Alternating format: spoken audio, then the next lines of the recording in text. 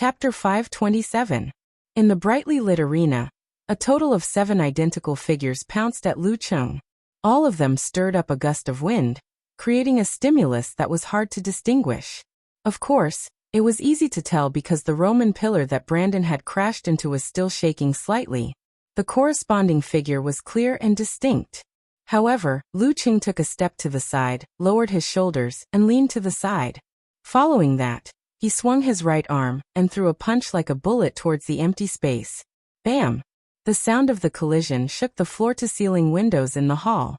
Suddenly, starlight-covered skin, bulging muscles, and strong knuckles appeared in front of Lu Cheng's frosty right fist.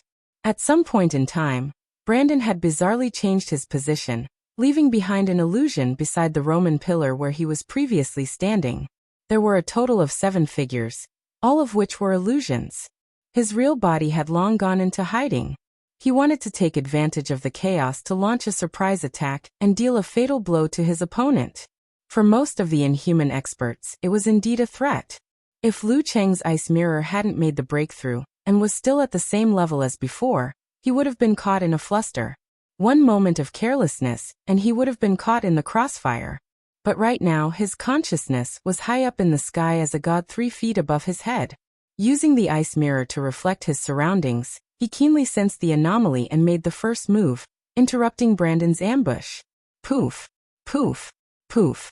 At the same time, the 7 Brandon figures formed by light energy pounced on Lu Cheng, triggering waves of blinding brilliance and flowing starlight. As Lu Cheng took a step forward and struck diagonally, a thick layer of ice crystals had formed on the surface of his body. They were translucent, solid, and extraordinary. Under the burning and melting of the light, they either sizzled into water or vaporized instantly, forcefully resisting this round of attacks. If it wasn't for the improvement of his ice armor, he definitely wouldn't have chosen such a response. Moreover, the 7 figures came from different directions. Without the stacking of corrosion, he could naturally deal with them calmly, as immovable as a mountain. Amidst the explosion, as the 7 figures disappeared, Brandon's silhouette was quickly outlined. His left hand bounced back, swinging involuntarily as he felt an unbearable pain. His punch was interrupted and he was almost injured. The pain stimulated Brandon's soul, causing him to have a strong desire for violence. He was like a soldier whose eyes were bloodshot. When Brandon noticed that Lu Cheng had weakened from the head-on clash just now, he flexed his back muscles without hesitation and delivered a heavy straight punch. Under the cover of such a ferocious attack, he stepped forward with his left foot and tripped Lu Cheng's legs, acting as both a fulcrum and a rope. This was the jutsu of the Jiruga sect. Brandon wanted to turn the battle into a ground fight. He would rely on the skillful coordination of his constellation ability to unleash various techniques to break the enemy's so-called listening skill and completely subdue him. When he kicked, Lu Cheng took a step back. From the perspective of the guests in the hall, the two of them seemed to be performing a dance with tacit understanding. Brandon's kick missed and his straight punch failed.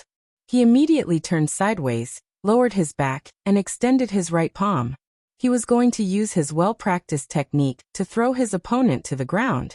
Lu Cheng took another step back. It was as if he had known the enemy's plan in advance, so that his fall would fail awkwardly. Pa! Lu Cheng shook his right shoulder and swung out his arm, tightening it from its softness. Then, like a whip, he struck towards the side of Brandon's neck. Brandon raised his arm, which glowed brilliantly, and assumed a defensive boxing stance. He tilted his head to the side, guarding against the second and third part of the enemy's attack. When he watched the video of the battle, the memory was still fresh in his mind. He still had a lingering fear. Bam! Brandon's arm swayed a little as he lashed out with the whip. It was as though countless dust particles were flying into the air. As expected, Lu Cheng snapped his knuckles, aimed at the side of his face, and spread his fingers. Even though he was far away, he could imagine the enhancement Aurora would provide. With a whoosh, the tip of Lu Cheng's finger shot out streaks of crystal-clear cold light. They left his body like sharp arrows and headed straight for the enemy's temples and eyes. They were faster, more solid, and more ferocious than Aurora. They were like ice spirits. Brandon had guessed the beginning, but he didn't expect the ending. When he saw the sudden change, He was scared out of his wits. Cold sweat broke out on his back, and he felt as if electricity had passed through his pores. He instinctively shrunk his head and curled up his body. He felt the sound of the arrow, elongating in his ears. The bone-piercing cold flew past his scalp and into the surface of an ancient Roman-style stone pillar. Lu Qing pulled back his chi and blood calmly, and unleashed his Dan force. He turned, lifted his hips, tightened his trousers, and lashed out with his leg. Like a steel whip, he lashed out at the enemy who was facing him from the side. Brandon quickly stimulated his self-spirit. He quickly swung his arm, clenched his fist and hammered down. He narrowly missed the whip kick. Amidst the loud bang, invisible waves rippled outwards. Brandon, who was built like a human bear, nimbly moved his waist and back muscles. Despite being at a disadvantage, he used the force to leap away, instantly widening the distance between them to more than 10 meters. Lu Qing concealed his attainment formula, and followed up with a step. He retracted his chi and blood again, and unleashed his force again. He wore a crystal-clear frost glove on his left fist, swinging it sideways. It was unusually heavy. Bam! After Brandon blocked the attack, he swung his right fist again. He used the same force concentration and ice spirit to hurt his opponent. Bam! Bam! Bam! Lu Qing completed one explosion after another rhythmically. He swung his arms, swung his legs, and struck with his knees. Every attack was heavy and filled with coldness. Bam! Bam! Bam! Faced with his opponent's precise footwork and attacks, Brandon was forced to use high-intensity explosive attacks to defend himself. He lost his advantage of being faster. After blocking more than a dozen attacks, he finally retreated. Every step he took created a cloud of dust, splinters, sand, and pebbles. It was like the battle scenes of the demigods recorded in many ancient books. Throughout this process, Brandon felt himself getting colder and colder. His gushing blood and beating heart couldn't completely alleviate this feeling. His body gradually stiffened and became more and more sluggish. Compared to the violent and ferocious Emperor Yen force, the ice spirit force had the advantage of erosion and lasting effect. Bam! Lu Cheng's fist turned into a hammer and smashed downwards, hitting Brandon's raised fist. The impact made him stagger backwards. His hair was wet, and the droplets of sweat turned into white frost when they fell to the ground. Unwilling to wait for his death, Brandon roared. He couldn't care less about anything else. He stimulated his self-spirit and gathered the light energy in his body in an attempt to buy himself a chance to take a breather and find a way to turn the tables around. While he stimulated himself, Lu Qing seemed to have sensed it. He held his chi and blood in time. However, he didn't activate his Dan force immediately as usual. Instead, after a few moments of equilibrium, he seemed to have lost his temperature and blood, turning into an ice-cold corpse.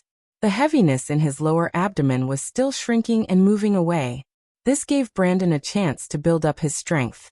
A smile of anticipation appeared on his face. He raised his left hand to protect his head and chest. Swinging his right fist, he struck out quickly and heavily. All the star brilliance gathered at a single point in front of him. Restriction of stars, light energy focus. Bam! At this moment, Lu Cheng's Dan force erupted uncontrollably. He was filled with blood again and regained his body temperature. He pulled his right arm and punched his chest, hitting the condensed star brilliance and glowing skin. Boom! Light exploded, illuminating the floor-to-ceiling windows in the hall. Yenjika bit her lips lightly, waiting for the figure to appear. The other guests forgot to drink, holding their glasses and watching intently. The exaggerated light disappeared in a flash, as though it was buried and devoured by something. Lu Cheng's figure appeared first, far away from his previous position. His right sleeve was in tatters, like an exploded bamboo. His skin was slightly charred and shrouded in white mist. Seeing his sorry appearance, the guests were about to applaud, but they soon noticed that Brandon was standing there in a daze. He was still protecting his face with his left fist and punching with his right fist. From his fingertips to his hair, he was covered in a layer of glittering crystals, as if he had been frozen. Water droplets dripped down rapidly, and the layer of ice melted rapidly. Lu Cheng circulated his chi and blood to stimulate his body parts. With a push of his feet, he pounced in front of Brandon again. Then he stretched his back, swung his arm, and smashed his fist down. Bam! The air barrier exploded. Brandon, who had just been freed from the ice, threw out a punch slowly in an attempt to defend himself. However, he was sent flying backwards, breaking a Roman pillar with a loud bang. Lu Qing slid forward again. Without any change in expression, he threw out his left fist and smashed it on his opponent's forehead. He didn't hold back. If he was hit like that, even a man made of iron would have his head blown off. Pain came from his back, and his limbs were sluggish. Brandon felt a stab in between his eyebrows. All he could see was Lu Cheng's fist, which was getting bigger and bigger, filling up his entire vision. At that moment, he clearly felt the taste of death. He couldn't help but tremble. He wanted to retreat, but he couldn't do so. Just as he was at his most desperate, a hand reached over. It glowed with a blue luster and held Lu Cheng's fist firmly. The referee Poke had made his move, announcing the result of the match. Brandon lost. Lu Cheng won. Lu Cheng retracted his fist, saluted, and walked towards the side door with a smile. He walked towards Yan Zhika, who was walking towards him. Phew. Brandon was still sitting on the pile of broken rocks, enjoying the beauty of being alive. He wasn't an idiot. He understood that Lu Cheng's not holding back at the end was a small proof. After entering the banquet hall, Lu Cheng and Yan Zhika exchanged glances. They whispered in unison, "Let's go." Wouldn't it be asking for a snub to stay at Brandon's banquet after winning? In ancient times, that would be asking for a beating. When the words entered their ears, the couple couldn't help but laugh. They walked towards the door hand in hand. No one tried to stop them. The room was silent. Outside the door, the night sky was dark. The evening breeze blew gently. Lu Cheng and Yan Zhika walked further and further towards the car park. Only their soft Chinese voice could be heard. "You waited until the light energy focus before you tried that move of yours. Was it to better experience the characteristics of the Jiruga sect?" "Yeah. I keep feeling that this style is a little familiar. Maybe I was infected by the priest. P.S. I'm done with my work. Begging for monthly votes." Chapter 528. The river was illuminated by the starlight, and the coldness was bone-chilling. The Connecticut city at the end of January had a different kind of beauty. After Yan Zhika drove out of Brandon's manor, she slowed down the car and wandered in the peaceful night, creating a feeling of leisure and relaxation. "There aren't many cars here. Let me teach you how to drive. It's an automatic transmission, super easy to learn," she suggested with great interest. "Sure," Lu Qing answered without hesitation. He unbuckled his seatbelt and walked to the other door. With his control of his body, coordination of his limbs, and reflexes, it shouldn't be hard for him to learn how to drive, right? He waited for the girl to get into the passenger seat before he got into the driver's seat, fastened his seatbelt, and closed the door. "Don't you feel awkward?" Yan Zhika turned her head and asked with a smile. "A little." Lu Qing answered honestly. "So awkward. We're of different heights and body types. The most suitable seat height and distance are definitely different too. Lu Qing, what's the difference between you wearing my t-shirt like this?" Yan Zhika pointed out the problem with her bright eyes and taught Lu Qing how to adjust his seat and rearview mirror. After that, she excitedly introduced the application of brakes, accelerator, steering wheel, lights, gearbox lever, handbrake, and so on. The automatic transmission was relatively easy. Lu Qing was on the road in no time. He maintained a stable speed and cautiously operated ice mirror to eliminate his nervousness and anxiety. Yan Zhika, who had tasted the taste of being a coach again, was satisfied. She praised herself a little, and casually picked up her phone to surf the web. "Hey, there's another deliverer man in the Big Apple," she exclaimed softly and said cheerfully. "How many imitators are there?" Lu Qing asked, amused. His eyes were still looking straight ahead. The superhero culture in the United States of America really spread everywhere, and had a far-reaching impact. 1267. Yan Zhika rolled her eyes and counted with her fingers. About 5, 6, 7, 8, 9. Before Lu Qing could point out that it was no different from not saying anything, she cleverly changed the topic. "This is good news for you." "Yeah." Lu Qing nodded casually. Otherwise, most superheroes would have been exposed long ago. In the past few months, there had been people imitating the Delivery Man in Big Apple, Luo City, and other places to punish criminals. Some of them were crudely seen through, while others imitated the Delivery Man perfectly. In terms of style and capability, the Delivery Man was believed to be the work of the Delivery Man again. It was said that a bureau of the Federation had combined the two cases and expanded the scope of the investigation. It was suspected that the Delivery Man was not in Connecticut before and after the two incidents in Connecticut. For a veteran Grandmaster of Combat, this was entirely possible, and there were precedents in the past. Truth and falsehood were the active soil of American superheroes. Different countries had different situations. Using one's own country to trick another country would often lead to a huge mistake. Smith had foreseen this and analyzed it in detail for himself. Whether it was in the United States or Hua Nation, the most difficult case to solve was the same. That was, someone came to a foreign land on a whim and casually killed a passerby who had nothing to do with them. Moreover, there were no clues such as fingerprints, DNA, and surveillance cameras left behind. Then, the investigators could only rely on their luck to find a needle in a haystack. The police should not be underestimated, nor should they be worshipped. Unsolved cases related to American superheroes were too numerous to mention. The clown reappears in Big Apple, another tragic murder case. Yenjika read the news headline and sighed. Compared to that place, Connecticut's security is worth 5 stars. Although there were gangs and dangerous criminals here, they were relatively few in number. Also, none of them had antisocial personalities and would not provoke the government. It can't be helped. After all, it's the most prosperous city in America. Physical invulnerability experts and inhuman experts like to gather there. Once the number of experts increases, it's normal to have a few scumbags and perverts. Haven't there been experts who took revenge on society in places like Beijing, Huahai, Huaqing, and Moshang? Haven't there been vicious cases with huge impact that went unsolved? Don't we, the Ice God sect in Shushan study, occasionally hand over disciples to the judicial authorities? Lu Qing comforted his wife. As the financial center of America, Connecticut was a big city with a high ranking.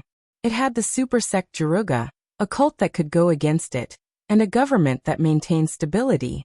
There were close to 10 physical invulnerability experts, not to mention the number of inhumans. So far, only 2 dangerous criminals had appeared, which showed that the security was good. Of course, it was only limited to certain areas. Similarly, places like Beijing, Huahai, and Moshang were also places where experts gathered. It was just that the control was stricter, so there weren't many vicious cases. To the residents of Connecticut or the Big Apple, super criminals weren't the biggest threat. In modern society, once exposed, they would definitely be arrested and dealt with.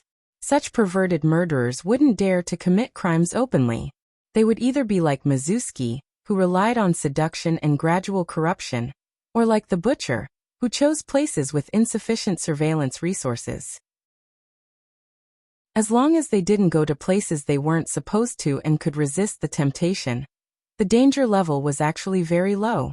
Of course, after Lu Cheng's cleanup, it was close to zero. To the average person, the biggest threat was terrorists, people who wanted to take revenge on society, and newbies who thought they could easily escape surveillance.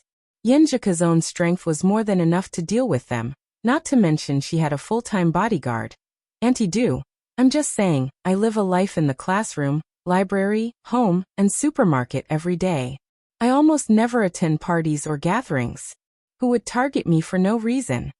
As Yenjika spoke, she suddenly frowned and looked ahead. After pausing for a moment, she said, "Chung, do you not know the way?" "Seems like we're driving the wrong way." Lu Qing answered calmly. "Yeah, it's my first time here. How could I know the way? Besides, who would remember the way in a car?" So self-righteous.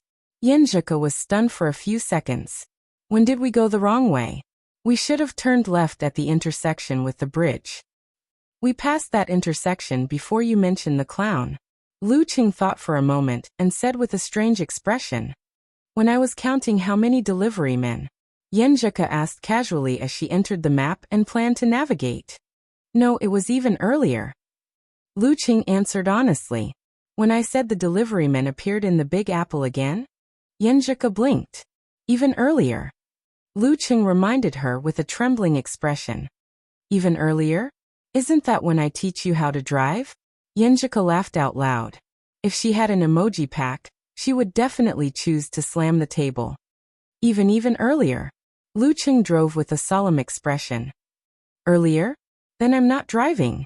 Yenjika paused and thought for a moment. She raised her phone and cheered. Just treat it as a drive. Isn't that great? But I'm hungry. Lu Qing nodded his head silently. In the riverside manner, Brandon pulled himself together and chatted with the guests. Although he didn't know that victory and defeat are common in war, his performance was very apartment. After the formalities, he used an excuse to change and went to the second floor. He saw his father, Adrian, standing at the balcony at the end of the corridor, looking at the flowing water. How do you feel? Adrian turned around and asked. Brandon took a deep breath and exhaled slowly. Stronger than me. Adrian nodded slightly and added calmly. And he looks like he's experimenting and practicing the new ice sec technique. Brandon didn't want to admit it, but he answered honestly.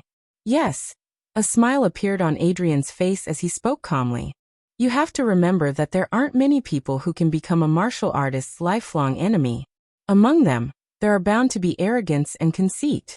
February 1st, Sunday afternoon. Lu Qing, who had completed his daily training, and Yenjika, who had finished her homework, drove to the biggest supermarket nearby to buy ingredients and daily necessities for the Chinese New Year. After filling up 2 cars, they stopped at the cashier and took out the items one by one to pay for them. Yenjika watched as her husband busied himself. She helped him from time to time, looking relaxed and comfortable. She even started thinking about the dishes for their reunion dinner. At that moment, she saw Lu Qing take out 6 boxes with a calm expression and pass them to the cashier. She didn't know how many boxes of condoms they contained. When did he take them? How can he just buy them like that? Yenjika was stunned. Her cheeks were burning. She quickly turned her head to the side and pretended not to know the guy in front of her. Why couldn't he just be like before and come here to buy it on his own? After paying the bill and exiting the supermarket, Yenjika glared at Lu Qing in embarrassment. You're getting better at it. What? Lu Qing was confused. That. Yenjika pointed at the boxes on top. Lu Qing broke into laughter and answered calmly. It's not my first time. Besides, it's normal for a married man with a wife to buy condoms. What's there to be embarrassed about? That's not what you said before. You said you were so embarrassed when you bought condoms for the first time. Yenjika sadly realized that a man's skin was the most thick-skinned thing. After joking around for a while, they put their spoils of war into the car. Just as Yenjika was about to start the engine, her phone rang. She had an incoming call. After a while, she pressed down on the receiver and looked at Lu Qing. The consulate and the International Student Union want to organize a celebration for the Chinese New Year. Do you want to join? Chinese New Year is my birthday too. Lu Qing took the initiative to express his opinion. Of course, it's just the 2 of us. Yenjika smiled and didn't say anything else. She rejected the invitation. Chapter 529. After returning home from the supermarket, Lu Qing and Yenjika started to get busy. They first planned the menu for the next 2 days, and then put on a show like Mandarin duck chopping pork with 2 knives. Sizzle, sizzle, sizzle. Yenjika carefully put the pork belly mixed with eggs, starch and other things into the wok and fried it until it was golden. She then took it out and threw it into the bowl beside her. Then, a hand filled with frost reached out like lightning and grabbed the pork belly. She took 2 bites and felt the fragrance and tenderness of the meat. It's delicious, Lu Qing said vaguely. He then put the remaining half of the piece in front of the girl's mouth. Try it. This was the must-have crispy pork in Xioshan. The selection of ingredients and cooking method were slightly different from other places. It was more tender and smooth, but also easier to get tired of. Even with Lu Qing's appetite, it was difficult to eat more than 10 pieces in a row. He had to eat other food to neutralize it. Crispy pork was the most delicious when it was just out of the pot. When his family was not very rich, he would stay by the stove and eat every piece until his mouth was full of oil, and his stomach was full, and he felt disgusted. Then he left reluctantly. Although Yenjika didn't like greasy food, she didn't dislike the freshly fried crispy pork at all. However, she could only eat 2 pieces at most. The alluring aroma and delicious taste were one of the New Year's delicacies in her hometown. After the first meal, the crispy pork could be kept in the refrigerator for a long time. Every time Lu Cheng's mother, Chi Fong, made tofu and vegetable soup, she liked to add a few pieces of crispy pork and add some oil and gas to make it more fragrant. At that time, the crispy pork was not as greasy as before. Yenjika opened her mouth slightly and took a bite of the crispy pork Lu Cheng handed to her.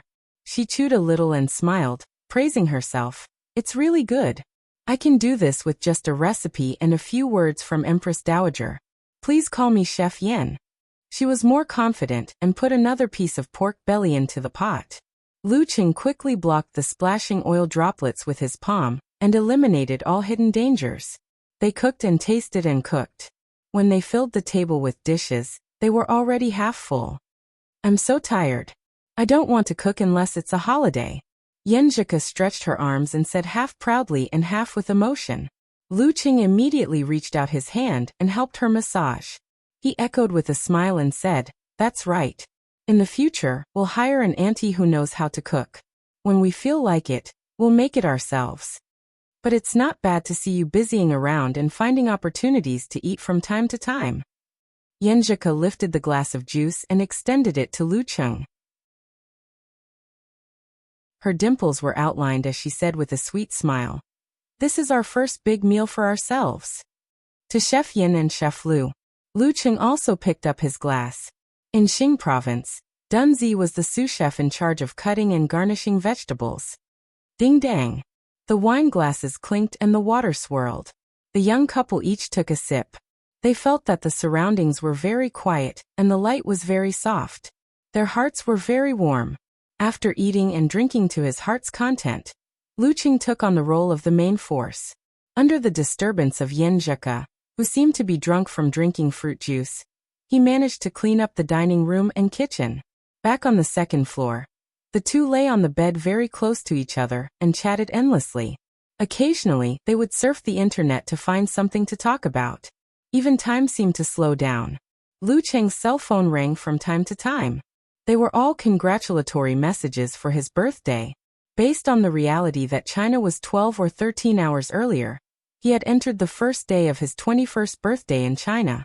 However, the young couple was still stubbornly waiting for the arrival of midnight in Connecticut. At 11:30, Yenjika suddenly stretched out her leg and nudged Lu Cheng. "Cheng, you go take a shower first. It's almost 12. I'll go after that." Lu Cheng answered with a little confusion. Go take a shower first. You stink." Yenjika used both hands and feet to drive him out of the bed with an itchy expression on her face. Is this the rhythm of a surprise gift? Lu Cheng's heart skipped a beat. He deeply felt that he was really unromantic just now. Okay. He pretended to be helpless and slow. He took a change of clothes and walked out of the room to the bathroom. After 2 steps, his ears moved slightly. He heard the sound of the door closing and locking. That's it. Lu Cheng entered the bathroom with a face full of joy. He rubbed left and right, slowed down the pace, and hummed a song. 20 minutes later, he walked out of the bathroom refreshed and returned to the bedroom door. He stretched out his hand and twisted the doorknob, but it didn't move an inch. Cool. He knocked on the door and called in a confused tone. Wait a little longer. Wait a little longer. The girl's voice sounded slightly urgent. Okay. Lu Cheng smiled to himself and waited patiently. He silently counted the time and scattered his thoughts, guessing what kind of gift he was about to receive. At 11:59, he heard the sound of the lock being unlocked and Yenjika taking a few steps back. Come in. The girl's voice was a little tense. Okay. Lu Cheng took a breath and reached for the doorknob. He gently twisted it and pushed the door open. The lights in the room were off. The curtains were drawn and the dim yellow candlelight was rippling. In the quiet darkness, Yenjuka wore a white fluttering veil and a wedding dress that outlined her beautiful curves. The layers of lace were faintly discernible, making her look as pure and beautiful as an angel descending from heaven. At this moment, she was holding a homemade cream cake in her hands. There were 21 candles on the cake, and the light from the candles flickered like a soul. Seeing Lu Cheng's stunned face, the girl was a little embarrassed and forgot to say happy birthday. She raised her chin and said, "I ordered the dress. We haven't taken wedding photos yet." "Yeah." Lu Cheng replied with lingering eyes. Yenjuka pursed her lips and smiled. She looked at the ceiling and said, "Then I'll invite you to take the photos tomorrow. There's no class this afternoon. We'll go to Left Lake Pier, Riverside Park, Wilson Square, Adams Garden and Westminster Building. Yes, we'll take the photos ourselves. You've already prepared the strategy?" Lu Cheng seemed to come back to himself and asked subconsciously, "Shouldn't this kind of thing be done by me?" "Of course," Yenjuka's voice rose at the end. She replied with a cheerful expression, "This is your birthday present. Yes, I ordered a full suit for you, including a shirt, vest, bow tie, belt, shoes.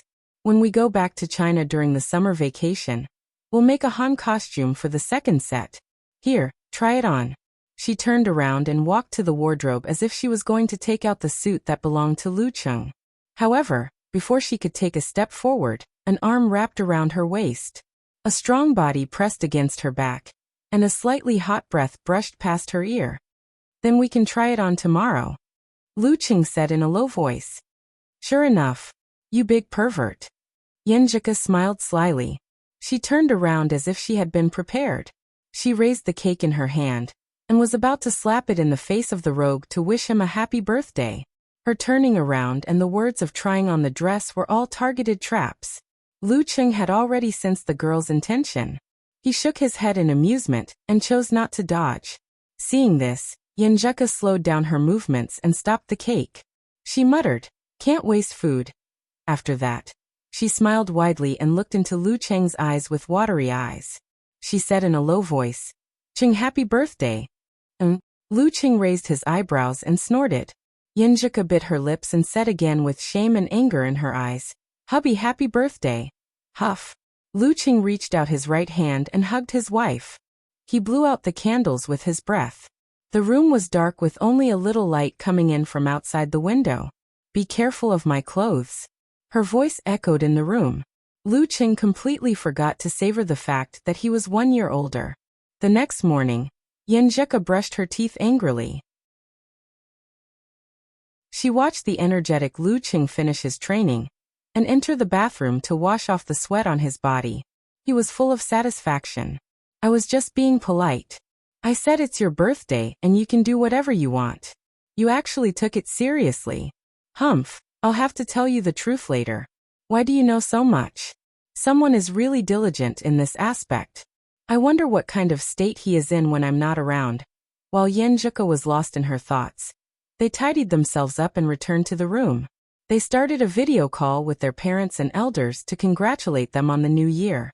First was Ji Mingyu, followed by the 2 elders of the Ji family and the Yen family. When Yenjuka finished with her red eyes, Lu Cheng called her over to talk to his parents. "Mom, Dad, Ku is here." Lu Cheng reminded them with a smile. "Mom, Dad." Yenjuka, who was a little absent-minded and a little sentimental, followed suit. Then she suddenly sobered up and blushed. Resisting the urge to turn around and run away, she murmured, "Uncle, Auntie." The 3 members of the Lu family all laughed heartily. Instead of making fun of this matter, they started to talk about other topics. Yenjuka listened to them with a gentle smile. She reached her hand behind Lu Cheng's back and pinched him again and again. However, her heart softened and she didn't use any strength. In a cheerful atmosphere, the couple started a new day. First, they listened to lectures. Then they went to the Left Lake Pier for dinner. They went on a date to take wedding photos. Although they weren't skillful enough, they were full of memories. These were not only stored in the camera, but also in their minds. In the evening, the tired, only Yenjuka, but excited couple returned home. They cooked a table full of New Year's Eve dishes and swept everything away like a hurricane. After that, they curled up together and waited for the midnight of Connecticut again. Yenjuka fell into a deep sleep. Lu Qing turned his head and looked at her with a smile in his eyes. When it was close to dawn, he woke her up. He shook his left hand and sprinkled a sky full of sparkles. There was a little flame hidden in every sparkle. There was no exception. New Year's Eve. Firecrackers. Lu Qing shouted in a low voice. His face was full of smiles. In his mind flashed the upcoming National League and the professional circle he would join in the second half of the year. Yenjika looked at him in a daze. Her eyes were full of brilliance and brilliance. A new year, a new beginning. Only we are no longer alone.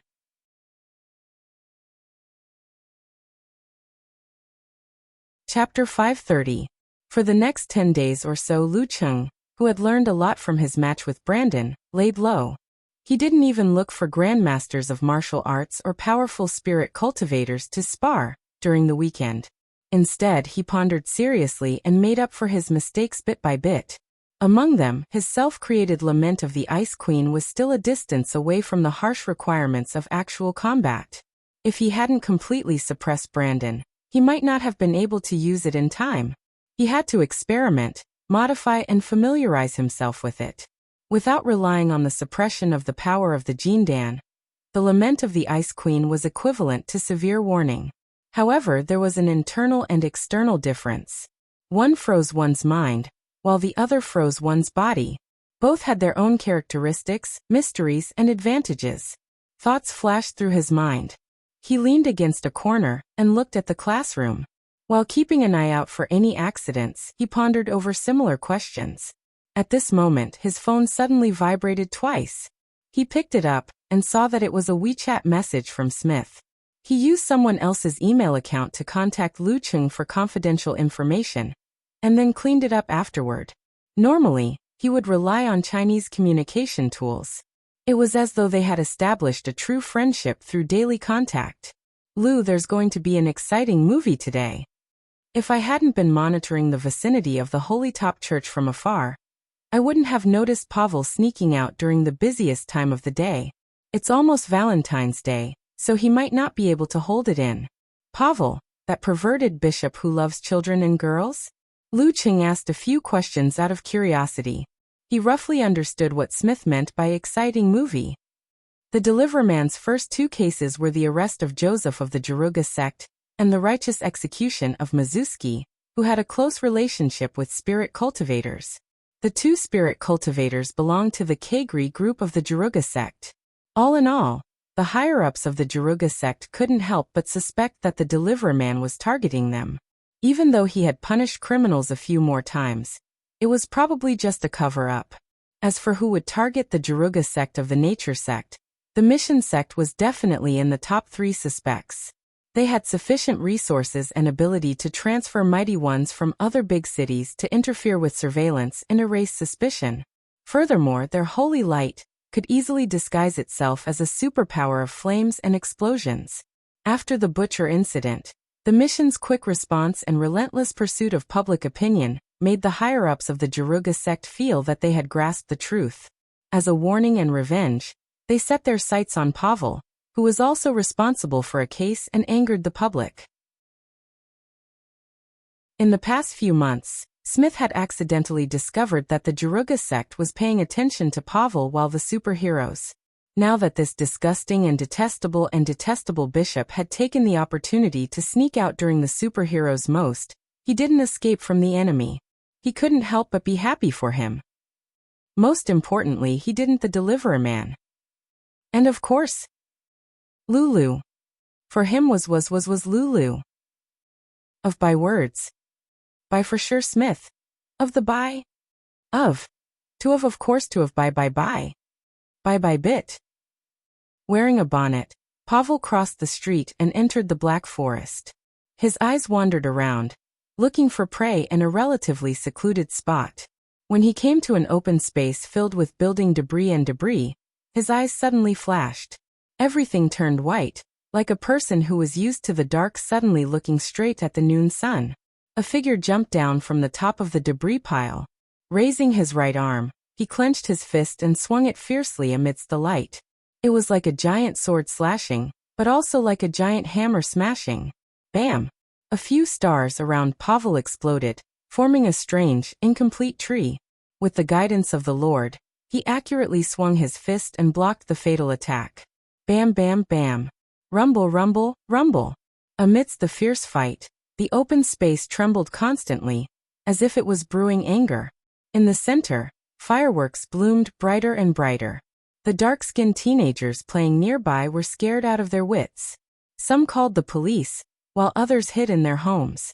Due to the slow dispatch of police from the slums, the attacker didn't seem to be anxious or worried at all. It's a pity that the surveillance cameras nearby are either broken or stolen. Holding his phone, Smith shook his head and sighed. He parked his car not far away and under the cover of a pile of junk, enjoyed the dangerous battle.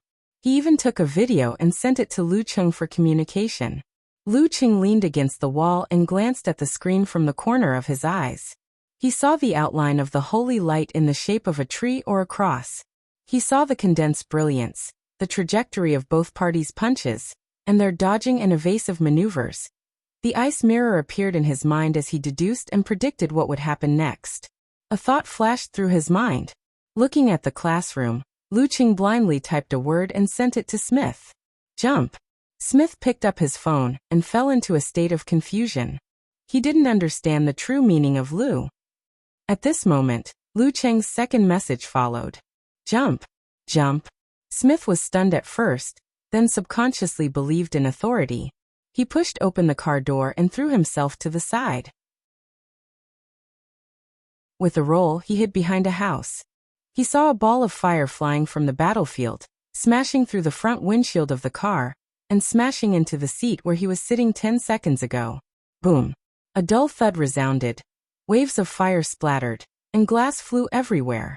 Smith couldn't care less about the surveillance cameras. He felt fear and relief at the same time. Although such an attack couldn't kill him, it wasn't easy to bear either.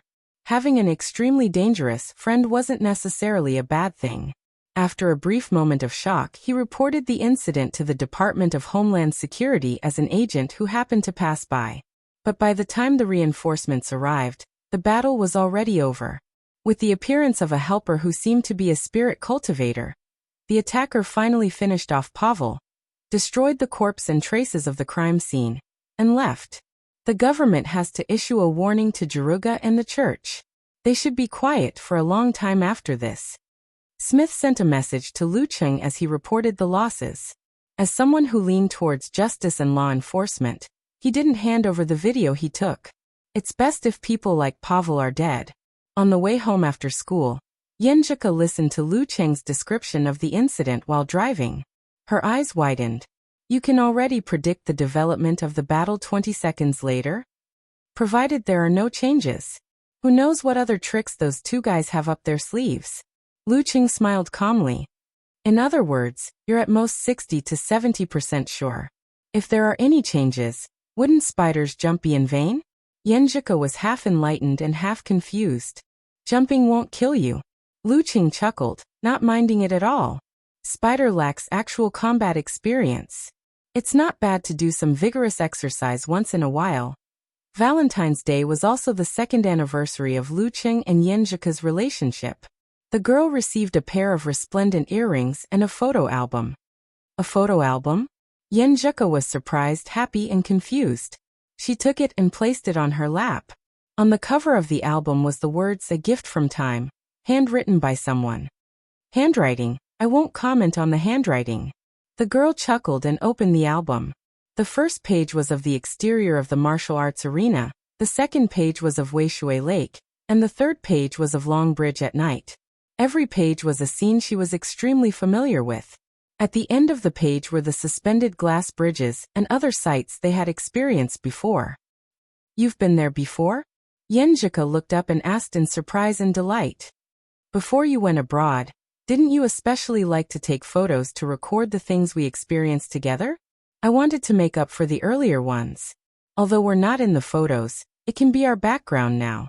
Lu Cheng explained with a smile. Yenjika's eyes lit up. She lowered her head and stroked the surface of the photo. Her dimples were shallow. Your photography skills are a little bad, but since you put in so much effort, I'll reluctantly accept it. Do you like it? Lu Cheng asked with a smile. Yenjika rolled her eyes and glared at him. She turned her head to the side and answered softly, "I like it very much." After that, she changed the topic and showed a nostalgic expression. "I kind of miss the cafeteria of Songqing University. I still remember the shredded pork with fish with shredded onions, and the boiled meat slices with a spoon of boiling oil. It was so tender." The dishes in Songqing University's cafeteria were not bad, especially the shredded pork with fish with shredded pork. It was a dish that Lu Qing and Yenjika couldn't stop praising. It wasn't worse than some of the time-honored restaurants in Xing province. The only problem is that there are too many fish in Weishui Lake. Most of the dishes in the cafeteria are fish. Lu Qing complained and then recalled the food.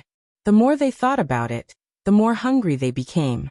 At the end of the conversation, Yenjika touched her stomach, which was still a little painful because of her period, and looked at Lu Qing with grievance. "Chung, I just checked Weibo and saw a person's nickname is Country Bumpkin." "And then?" Lu Qing asked in confusion. "And then I want to eat buns." Yenjika covered her face with her hands. After Valentine's Day, Lu Qing waited for Aunt Du to call off her leave. He carried his luggage and boarded the flight back to China. The national competition was in a little more than a month. P.S. Looking for recommendation tickets on Monday monthly tickets.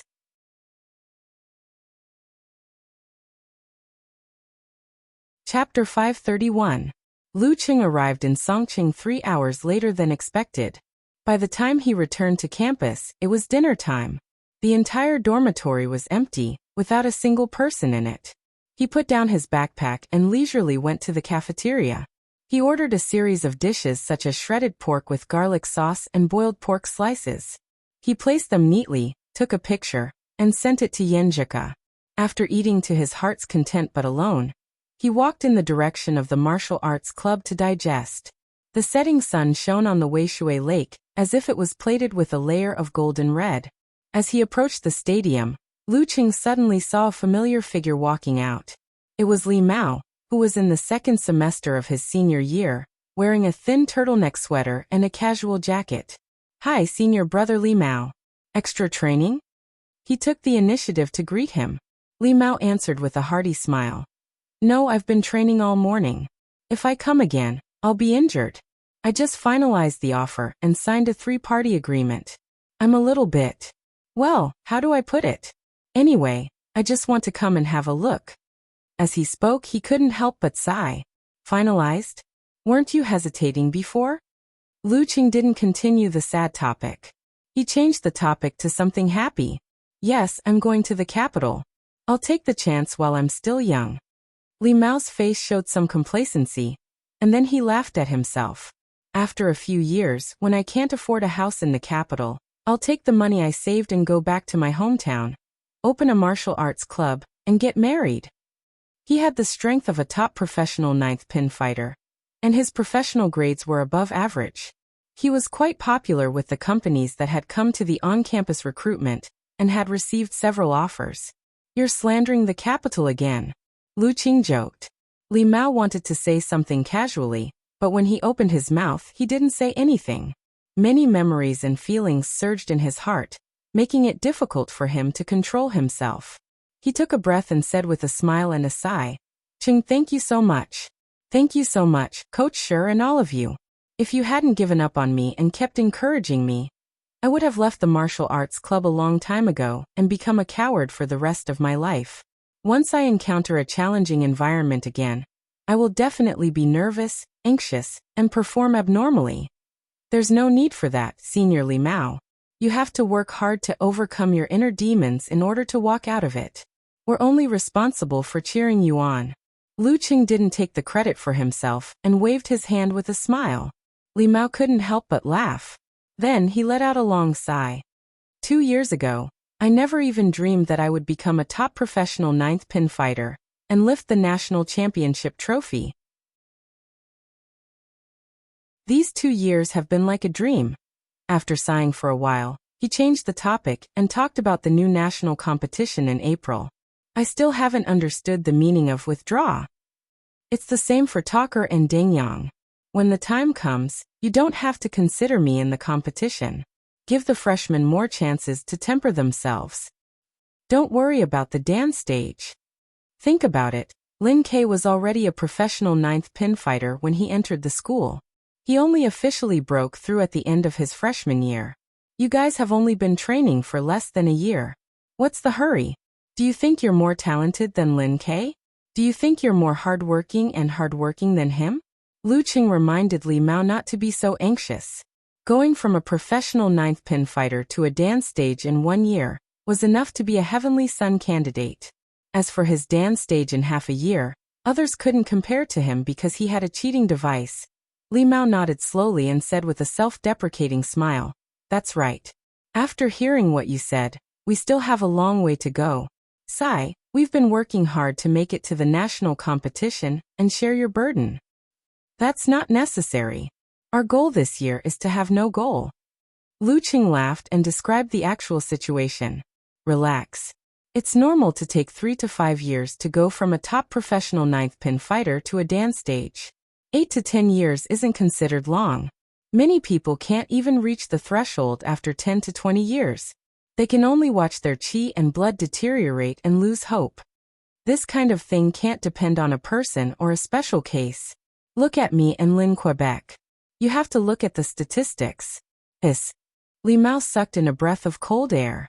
He knew it was difficult to reach the dance stage, but he didn't know how difficult it was. He only saw his teammates achieve it in 1.5 years. He also saw that Shanbei, Huahai, and Capital Martial Arts clubs didn't lack new breakthroughs. "Fortunately, I didn't focus on martial arts." Li Mao sighed. "Then I'll set a limit of 10 years, no 5 years. I'll lose my drive if I stay too long." Speaking of this, he asked curiously, "Chung, how many dance stage fighters do you think our martial arts club will have in the next 2 years?" Deng Yang is relatively stable. At most 1 year, at least half a year. As for the others, not including our junior brothers and sisters next year, we can have at most 2 dance stage fighters. It's not surprising if one doesn't make it. In fact, the probability is quite high. Lu Qing knew Li Mao's temperament and frankly stated his judgment. This was a university martial arts club, not a top force or an advanced martial arts school where many talents gathered. Li Mao listened seriously and didn't mention this matter again. He chatted with Lu Qing about the recent situation of the martial arts club. At the end of the conversation, he suddenly laughed bitterly. "Suddenly, I don't want to graduate. I want to stay in university like this." Hearing this, Lu Qing suddenly had many feelings. Yes, these 2 years were so beautiful and memorable. He couldn't bear to leave. Although his heart was in turmoil, he still followed the characteristics of the talker, and said, "Senior brother Li Mao, you have to think carefully. You will continue to not have a girlfriend in university." Li Mao was stunned and couldn't say anything. He could only wave his hand and say goodbye with clenched teeth. "Really? Do I have to make these 2 men cry?" Looking at Li Mao's back, Lu Qing complained about him and himself. Then he turned around and walked back to the dormitory. As soon as he opened the door, he saw Kai Xiaoming sitting on the simple sofa in the living room. He was playing with his phone while the TV was on. When he heard the commotion, he raised his head and exclaimed, "Oh, you're back. I admire your perseverance and persistence." Before Lu Qing answered, Kai Xiaoming looked around and hesitated for a moment. "Chung, I want to ask you something. You have to be honest." I'll confess, okay? I ate the bag of beef jerky you put on the table." Lu Qing raised his hand and laughed. With a kick of his heel, he closed the door. "I knew it was you." Kai Xiaoming shook his finger in annoyance. After a while, he remembered that this wasn't what he wanted to ask about.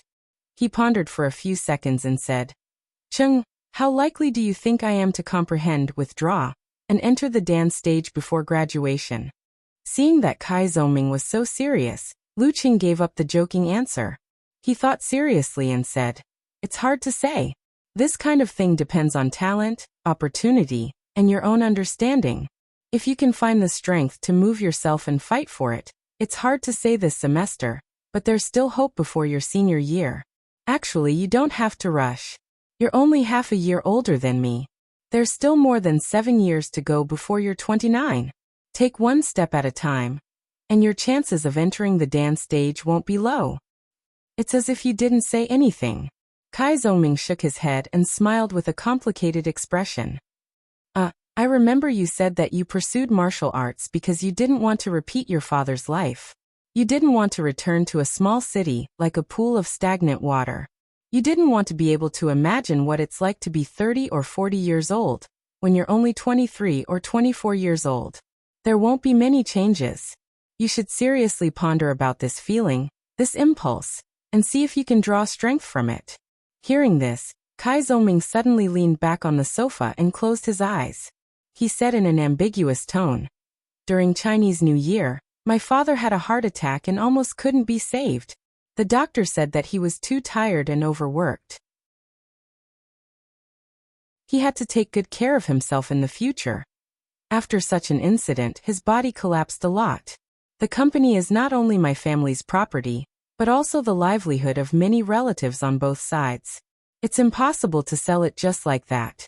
Even if we find a professional manager, he might not be able to control those guys. Hey, those guys, if I can't reach the dance stage before graduation, I don't think I can say it in front of my parents as a professional ninth pin drifting in the capital." He described it calmly without revealing any emotion, making it impossible for Lu Cheng to comfort him. He could only pat little Ming on the shoulder and say, "So work hard. At times like this, the strong have to change their fate. F***ck off. Can't you be more serious?" Kai Zhongming couldn't help but laugh. He was in a better state and didn't talk about what happened just now.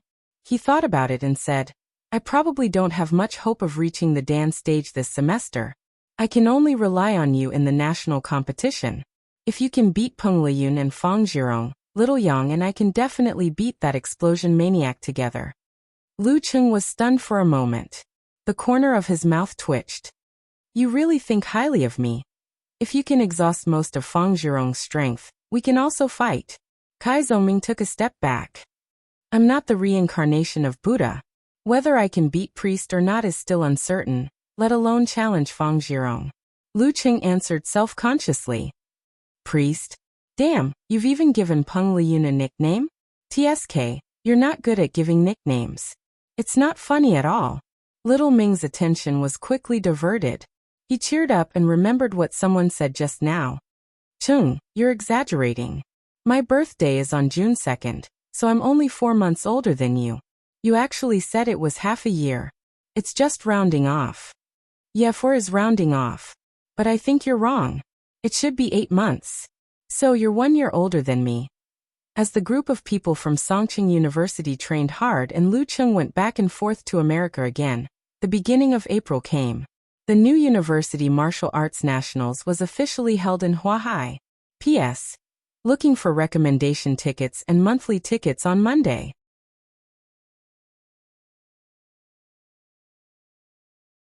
Chapter 532. April 6, Huahai, New Era Martial Arts Stadium. The opening match of the National University Martial Arts Competition officially started. Last year's champion, Songqing University Martial Arts Club, accepted the challenge from Guiyang University Martial Arts Club. In the live broadcast room, the host Lu Cheng saw that the usually taciturn Wei Buping was irritated by Kai Zhongming during the conversation, and lost his sense of propriety. At the beginning of the match, Wei Buping's continuous attacks failed, and fell into a passive position. The more the match went on, the more anxious he became. Lu Cheng couldn't help but sigh and laugh. This contestant from Songqing University is quite unique. His partner had changed to the poison milk hierarch He Xiaowei. This internet celebrity stroked his beard and said, "This young man has a bright future. He should learn how to cook from me." "Don't say that. I really think he has the talent to make a living as a martial arts commentator," Lu Cheng echoed with a smile. "Xiaowei, who do you think will be the champion of the national university competition this time? If it's not Shanbei, I'll shave all my beard." He Xiaowei subconsciously wanted to say this, but when he saw Lu Cheng standing at the edge of the arena with his arms crossed, he unconsciously became calm, and replied in a more tactful tone. "Let's put it this way. This national university competition is a competition between the 3 big guys and a bunch of kids. The other teams can only fight for the top 4, and the final ranking. They can hold their heads high in front of their old enemies. Indeed, The Inhuman stage is a big hurdle. And the other martial arts clubs don't even have a professional sixth pin in the Dan stage. Even if they set up a formation, Peng Liyun, Ren Li, and Lu Qing can handle it alone. How can they fight? Lu Chang glanced at the screen and casually commented on the changes in the situation. Wei Buping's strength is higher than Kai Zhongming's, but if this goes on he will lose soon. Haha, Guiyang also doesn't have the confidence to win. They put the main player at the end to give the other members more competition experience. A wise man submits to circumstances. He Xiaowei concluded with a mocking tone. Zhang Dongliang is about the same as her. Li Xiaoyuan of Guangnan is said to be a weak sixth pin, but he hasn't participated in the ranking event yet. Xi Meng, a senior, got a seventh pin certificate at the end of October last year. Su Jialan is very talented, but he has just entered the school and hasn't understood the meaning of withdrawing. The two families can compete. However, as you said, it's just a fight for the fourth place. Coincidentally, they are in the same group. Whoever wins will be the first to advance to the next round and avoid Shanbei, Capital, and Songqing in the quarterfinals. Yes. He Xiaowei nodded slightly. Among the top three, Songqing's other contestants are too weak. Overall, they're a step behind. I don't think they'll make it to the finals unless they're lucky enough to draw Huahai or Guangnan. Yes, if Lin Ke didn't drop out, with his current strength of sixth pin, Songqing University would have a good chance of winning the championship. Lu Chang sighed. Unfortunately, there is no if. The reserves of Songqing University all have their own characteristics and potential, but they are still not mature enough. They don't even have a Dan stage member. Even if Lu Qing can beat Peng Liyun or Ren Li, it won't change the final result. How? In Shanbei, Fang Zhirong is a weak sixth pin. Bernhard has the strength of an eighth pin with his supernatural ability of air explosion. Jiang Kongchan of Capital has improved quickly, and is already a weak seventh pin. Jiang Jingfeng is short of credits and delayed his graduation. He is a top eighth pin. What can Songqing University do to change the result?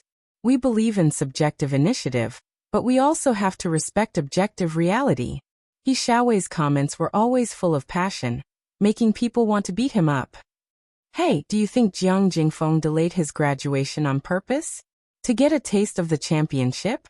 As soon as Lu Chang finished speaking, the situation on the field was clear. Kai Zhongming had won the first round of nationals for Songqing University. He Xiaowei sneered. Who knows? But even if they delayed their graduation on purpose, their chances of winning the championship are slim. Peng Liyun is weaker than Ren Li, and Fang Zhirong can beat Jiang Kongchan and Jiang Jingfeng by himself, not to mention Bernhard, the explosive maniac. At this point he couldn't control his primitive strength and raised his voice. Tell me, how can Capital win? How? If they win, I'll shave off my beard, no, all the hair on my head. What kind of deep hatred do you have with Shanbei? Lu Chang couldn't help but laugh. Was it necessary to poison them like that? He Xiaowei quickly explained. Although I'm called the poison milk hierarch, it's only sometimes. I can't say that the sun rises from the east and it will explode with a bang, right? Shanbei will win the championship, just like this. There's no doubt about it. Okay. Lu Chang turned to introduce the second round of the competition. At the end he said emotionally, this year's competition is indeed very clear, but it's definitely the most memorable one to watch. 3 Inhuman University students duel. No one has ever done it before, and it's hard to find another one after. As they graduate or leave school early, such a glorious scene can't be replicated. In the following match, student Kai Xiaoming almost completed the great feat of 1 versus 2. However, he encountered the tough and determined Zhu Ning, and was unable to seize the opportunity to win. Deng Yang, on the other hand, easily defeated his opponent who was in a weakened state. He fought fiercely with Guiyang University's leading player, Chen Mo, who was at the peak of rank 8 for a long time but was unable to turn the tables. With Lu Cheng's appearance, the opening round came to a close. In the next few days, Capital, Huahai, Guangnan, and Shanbei showed up one after another, and won all of them. Peng Liyun and Ren Li didn't even have to fight. The whole group stage was peaceful. The teams led by the 3 Inhumans advanced triumphantly. while the rest of the martial arts clubs competed for the rankings. Only the battle between Huahai and Guangnan was eye-catching. In the end, thanks to Xing Jingjing's outstanding supernatural ability, Huahai narrowly defeated Guangnan and won first place, making the latter face Shanbei in the quarterfinals.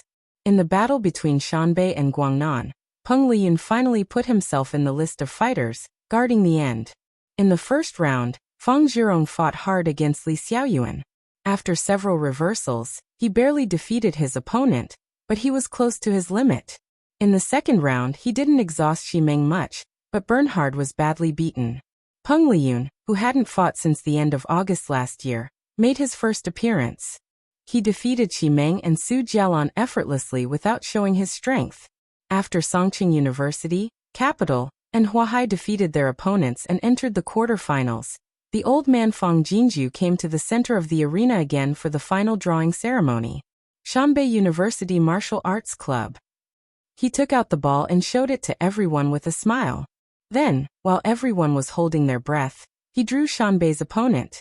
Deng Yang, Kai Zhongming, and Heezy interlocked their fingers and held their chins, murmuring softly, "Imperial Capital, Imperial Capital, Imperial Capital. If Shanbei draws Capital, we can face Huahai and have a great chance of entering the finals again." The old man Fang Jinju looked at the ball and shook his head with a smile. Then he gathered his chi and said loudly, "Songqing University Martial Arts Club. Last year's champion and runner-up met in advance." Phew. Lu Qing heard dejected sighs around him, but he wasn't disappointed at all. If they could enter the quarterfinals this year, they would have achieved their goal. At least they didn't let their martial arts club fall off the cliff. He turned his head subconsciously and looked to the other side, only to see Peng Liyun looking at him. His temperament was refreshing, his facial features were clean, and he didn't look like he was in a trance. When their eyes met, the radiance in Peng Liyun's eyes converged. It was as if a thick and terrifying silver lightning had struck down in the dark night, blinding Lu Cheng's vision. However, Peng Liyun didn't back down. His eyes seemed to contain a raging snowstorm, extremely cold, extremely fierce, and extremely powerful. Lu Qing couldn't help but shudder. After looking at each other and smiling, they both turned back with satisfaction, looking forward to the competition in 2 days. This was the third time they had fought each other. Buzz, buzz, buzz. Lu Cheng's phone kept vibrating with messages. "Go Pikachu. Beat him, beat him." Yinjika said with a clenched fist. "Beat him," Hipster said concisely. "Let's break the Taoist spirit." Renli was enjoying the show. Just as Lu Qing finished replying, and was about to put away his phone, a message from a familiar number came in. Brother-in-law said, "Good luck." "Damn it, I almost thought your number was Ghost." Lu Qing laughed and replied with a fist bump emoji. Then he heard the old man Fang Jinju's voice in his ears. Semifinals: Shanbei vs Songqing, Capital vs Huahai. P.S. This is a transition.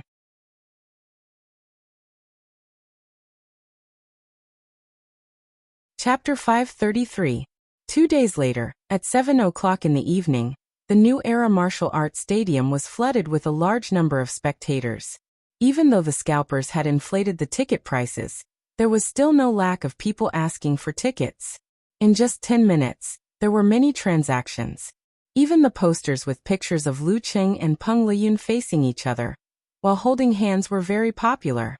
If it weren't for the security guards at the entrance, all the pictures would have been taken away. The big screen in the arena was playing highlights of Lu Qing and Peng Liyun's matches in the past few years.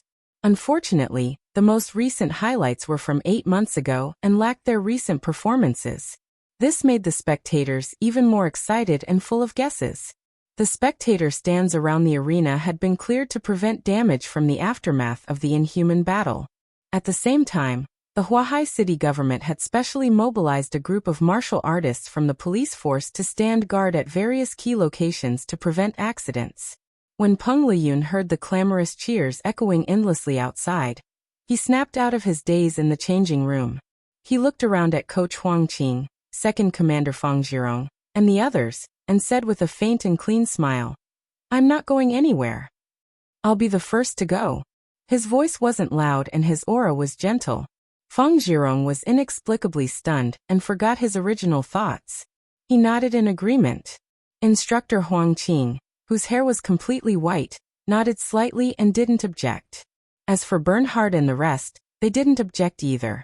Peng Liyun retracted his gaze and looked at the TV screen in the locker room, his thoughts drifting. At first, he planned to retire from the university martial arts circle after winning his third championship and compete in professional competitions. Who knew that he would be injured by Lin Ke last year and lose his honor? Thus, he changed his mind and stayed to fight for another year. In the past 6 months, his life was completely different from his original plan of fighting a high-level battle every week. He was lazy and leisurely, almost not fighting at all. Logically speaking, this would cause his martial arts to regress. However, Peng Liyun experienced something different from the past. He really did settle down and gain something different. And now, it was the season to test this gain. Thunder is yin and yang, one is still and one is active. That's the right way. Extreme activity turns to silence, and extreme quietness leads to action. I've been quiet for long enough. Peng Liyun turned his head subconsciously and looked at the door of the locker room. His line of sight seemed to pass through the door and onto the arena, onto the Songqing University Martial Arts Club. I'm looking forward to it. He let out a sigh spontaneously. Every joint, every muscle, and every acupoint in his body suddenly exploded. They were heavy, powerful, and humming terrifyingly, like rotating turbines and gathering thunder. Hearing this, Feng Zhirong, Bernhard, and the others looked at each other in fear. Spring comes with a clap of thunder, and all living things come to life. In another locker room, although Deng Yang, Hezi, and Wang Dali didn't think they had done anything wrong, they looked at Lu Cheng with guilt and self-blame. Peng Liyun will definitely be the first to fight. Even if little Yangzi and I, 2 weaklings, fight together, we won't even be enough to fill the gaps between his teeth. Cheng, it's all up to you now. Kai Zongming broke the relatively oppressive atmosphere and said in a self-deprecating manner, "You're a weakling, don't drag me into it." Deng Yang protested. Next year I'll definitely be a mighty one of the dance stage." Lu Cheng listened with a calm smile. He picked up a pen and paper and quickly wrote down the list of fighters and the order of the fighters. Lu Cheng, Deng Yang, Kai Zongming. He passed the paper to Yan Shaoling beside him and said with a slight smile, "Sorry to trouble you." Li Xiaowen found a very good job and went to the company for an internship in February. The menial work of the martial arts club was basically handed over to a self-proclaimed reliable sophomore girl. Yan Shaoling took the list of fighters and nodded excitedly. She rushed out of the door. After a muffled bang, she squatted down with hands on her forehead, eyes full of tears. Who didn't close the locker door? "Are you okay?" Mu Jinyan asked with concern. Hezi scolded with disappointment. "Don't you watch where you're going?" Yan Shaoling looked up with grievance. "Normally, with my height, I shouldn't have hit that spot." Everyone was speechless and almost burst out laughing. The heavy atmosphere was swept away. "How many centimeters taller are you today?" Hezi asked without thinking. Yan Shaoling was enlightened. She slapped her thigh and said, "Oh my God, so that's how it is." Everyone couldn't help but laugh as they watched the short, petite figure flash out of the locker room. King retard. Out of the door, Yan Shaoling paused. She didn't rush to the supervisor station. Instead, she took out her phone, entered the forum, and posted a post. "Ha ha ha ha ha, he smiled at me. Ha ha ha ha ha, he said sorry to trouble you. F***CK, F***CK, are you crazy?" Unparalleled Dragon King, and the others were shocked. "Not crazy, I'm a love-struck fool." Brahmin rolled on the floor. "But I'm so envious." In the locker room, Lu Qing shook his head with a smile. He closed his eyes and suddenly recalled every detail of the past 6 months. Strolling in the rain, encountering gods in the void, self-reflection, ambushing Butcher, suppressing him with precision from start to finish, attacking Mizuski's fleet, grasping the perfect timing, daily life at home, warm and sweet, meaningful and lasting, studying physical invulnerability secret arts in the underground of the Ice God sect, gaining insights and comprehending by analogy, after leveling up, facing Brandon and familiarizing himself with new techniques, pondering every day, practicing diligently, finally getting Lament of the Ice Queen ready for actual combat. Various scenes replayed in his mind. Finally, they merged into a furnace and ignited a burning desire for battle. After 8 months, it was time for him to give it his all again. I can't wait. Lu Qing suddenly opened his eyes and looked at the door. The temperature in the locker room seemed to have dropped to freezing point, making the unprepared Kai Zhongming, Deng Yang, and the rest shiver. But when they touched the skin on the back of their hands, they realized that the temperature didn't change. Everything that happened before seemed to come from the mind, from the heart. In the live broadcast studio, the host, Lu Chang, looked at the scene in the stadium and sighed. Everyone is so passionate. This match is indeed worth looking forward to. Just the gimmick of a battle between the heavenly sons of the era is enough to attract people. Not to mention the fact that both Lu Cheng and Peng Liyun are bursting with popularity. He Xiaowei chimed in with a smile. Also, this is the first time they are on the same level, fighting at the peak of their strength. In December 2 years ago, Peng Liyun was almost one rank higher than Lu Cheng, and he quickly defeated Lin Ke in advance. In April last year, Peng Liyun was seriously injured by Lin Ke's self-sacrifice and was not in his best condition. Now the participants of the two sides had been decided. Lu Cheng and Peng Liyun would no longer be disturbed by other people, and they were finally at the same level, an evenly matched peak competition. Yet this reminds me of the words top of the Forbidden City. Xiaowei, who do you think has a higher chance of winning? Asked Lu Cheng with interest.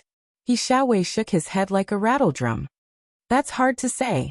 They haven't fought seriously for half a year. How am I supposed to judge? As soon as he said that, Peng Liyun's fans in front of the screen heaved a sigh of relief. They felt that the dark clouds over their heads had mostly dissipated.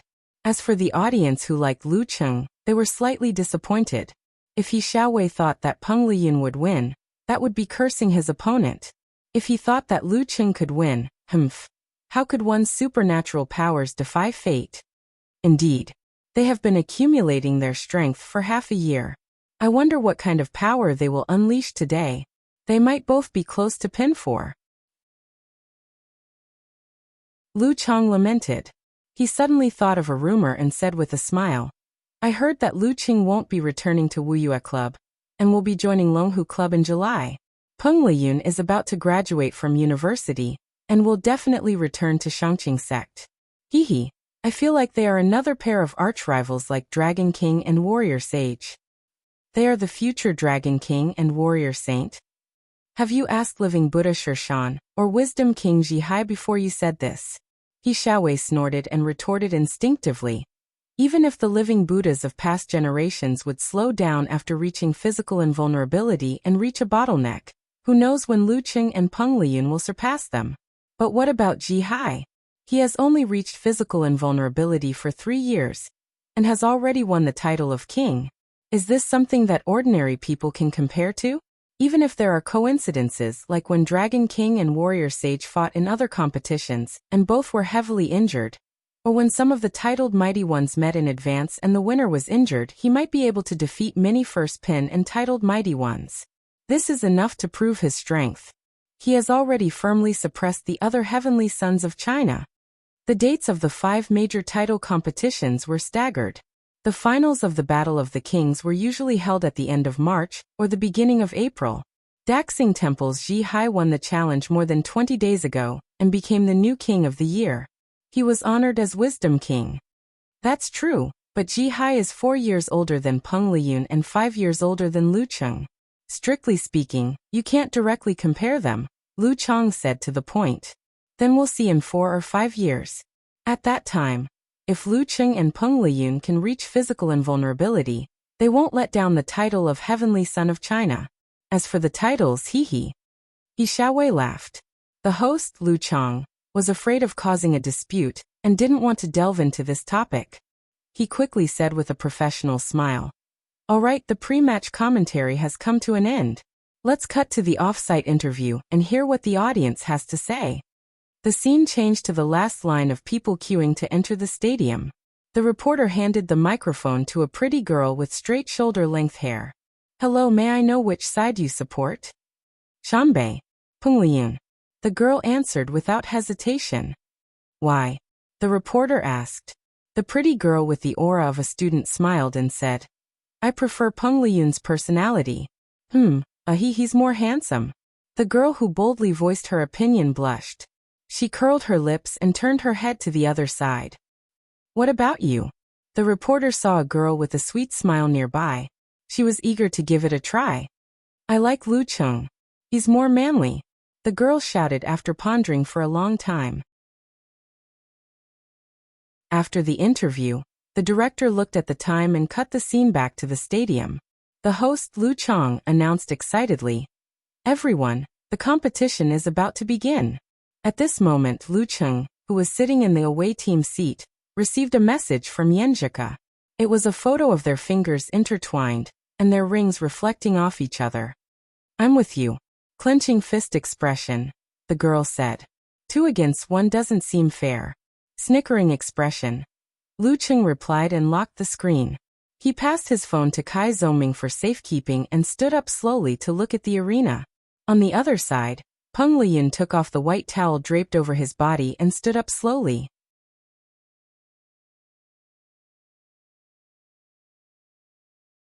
Chapter 534.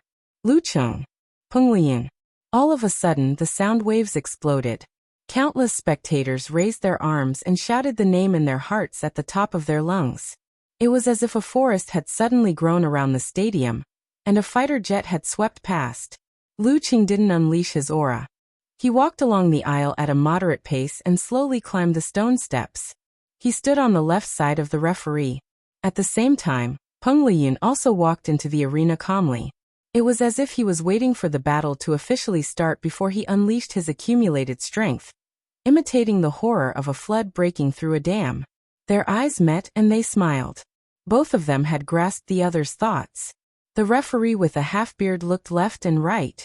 When the electronic clock struck the hour, he raised his right hand and announced loudly, Talk time begins. Pengliyun lowered his waist and his body seemed to sway with a natural rhythm. As he swayed, Lu Cheng couldn't find any flaws. He looked over and smiled faintly. I've been waiting for you for a long time. Me too. Lu Cheng smiled casually in response. For the next 2 minutes, neither of them spoke again. They were both counting down the time in their hearts, just like a race car. 2 minutes, 1 minute, 30 seconds. Pengliyun's body emitted a low turbo pressure sound. It was slow and drawn out, with pauses and pauses. It made people feel what it meant to be ready to go. 10-9-8-7. Lu Cheng's muscles and fascias tightened. The exchange of hot and cold in his body seemed to be brewing into a terrifying eye of a storm. 3, 2, 1. Begin. As the referee swung his right hand down, Pengliyun's waist sank and reversed in an instant. The sound of turbine compression exploded in unison. His entire body pounced out like a bolt of lightning.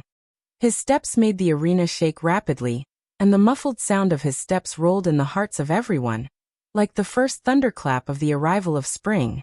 His shadow was still there, and the shaking hadn't stopped. However, he had already crossed more than 20 meters and appeared in front of Lu Cheng in a flash. Lu Cheng's back turned sharply and his muscles swelled. He completed the turn in an instant and circled to the side. He broke through the air barrier, stirring up a strong wind as he smacked his opponent in the face. Bang! The wave, that was strong enough to send a grown man flying, came at him. Pengliyun pulled his left arm and raised his palm to block his face. At the same time, the silver light in his eyes fell, and his muscles flashed. His right shoulder shook violently, and his arm swelled up as he swung it to the side in a condescending manner. Lu Cheng straightened his back, clenched his right fist, and blocked the attack.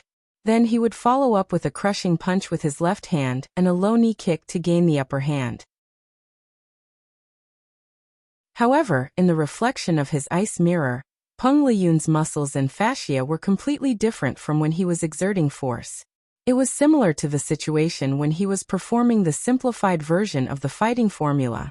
There was a problem. Lu Cheng's heart skipped a beat. The 2 large muscles on his back suddenly bulged and pulled his right arm up. He clenched his fist and punched out. It was as if he was blocking and guiding. Bang. As soon as the two of them made contact, Lu Qing could feel his opponent's extraordinary strength. If he took it head-on, his arm would definitely be knocked away, and he would be knocked backwards. His clenched fist suddenly stretched out, and his palm moved diagonally from the bottom to the top. He skillfully diverted Peng Liyun's attack, and although it seemed as if it was as light as the wind, it was actually a very dangerous parry. Peng Liyun took advantage of the momentum to turn his body. He raised his left arm again, and in the flash of an electric arc, it swelled and hammered downwards. The basic martial arts of the Thunder Sect, lightning and fire stance, could stimulate the tailbone and cause an outburst. At the high-ranked Dan stage, there would be a corresponding advanced version of the secret art. After Peng Liyun comprehended Heaven's golden flame, he simplified many of the steps and used pure electric shock to injure the body with extremely strong control. He obtained a technique that weakened the effect but allowed him to use it faster. Bang, bang, bang. He swung his arms, and in the flash of electric arcs, he hammered down ferociously. This caused the surrounding air to condense into layers of dark clouds that weighed down on Lu Cheng's heart, bringing about a terrifying mental deterrence. This also caused the audience to have an inexplicable hallucination. It was as if Peng Liyun had transformed into the god of thunder with a giant hammer in his hand. His upper body was bare, and his bronze muscles were wrapped in electric arcs. Amidst the sweat dripping down his masculine and powerful aura, he swung and smashed again and again. It was completely different from his usual style, and it was refreshing. Lu Qing didn't dare to be careless. He immediately circulated his qi and blood to stimulate the corresponding parts of his body. Simplified fighting formula. His muscles bulged, and he pulled back his arm in a fighting posture. His fist shot out like lightning towards his opponent's giant hammer. He was going to meet force with force and meet force with force. Boom, boom, boom. He exploded 3 times in a row and bounced back 3 times, stirring up an invisible airflow that turned into waves. The electric arcs flickered and splashed everywhere. Boom. Their arms propped up their sleeves, and their muscles looked like they were about to explode. Peng Liyun's explosion was still slightly inferior to the secret technique. His body shook and he took a step back. Just as Lu Cheng was about to take the opportunity to stretch his back and launch a series of attacks to bring the rhythm into his control, he suddenly put his palms together. It was as if he was about to unleash the thunder blade with a thunderous boom. Lu Qing shifted his center of gravity and immediately turned to the right in an attempt to avoid being struck by lightning. However, Peng Liyun's strike didn't make any sound. Instead, the sound of a vortex spinning madly in his body sounded again. A huge and strange suction force appeared out of thin air, pulling Lu Qing to the front. In the previous hammer strike, he had secretly left electric arcs, accumulating a layer of single attribute electric charge on his opponent's body. Now that north and south were attracting each other, it came in handy. Thunder begets magnetism, and magnetism begets force.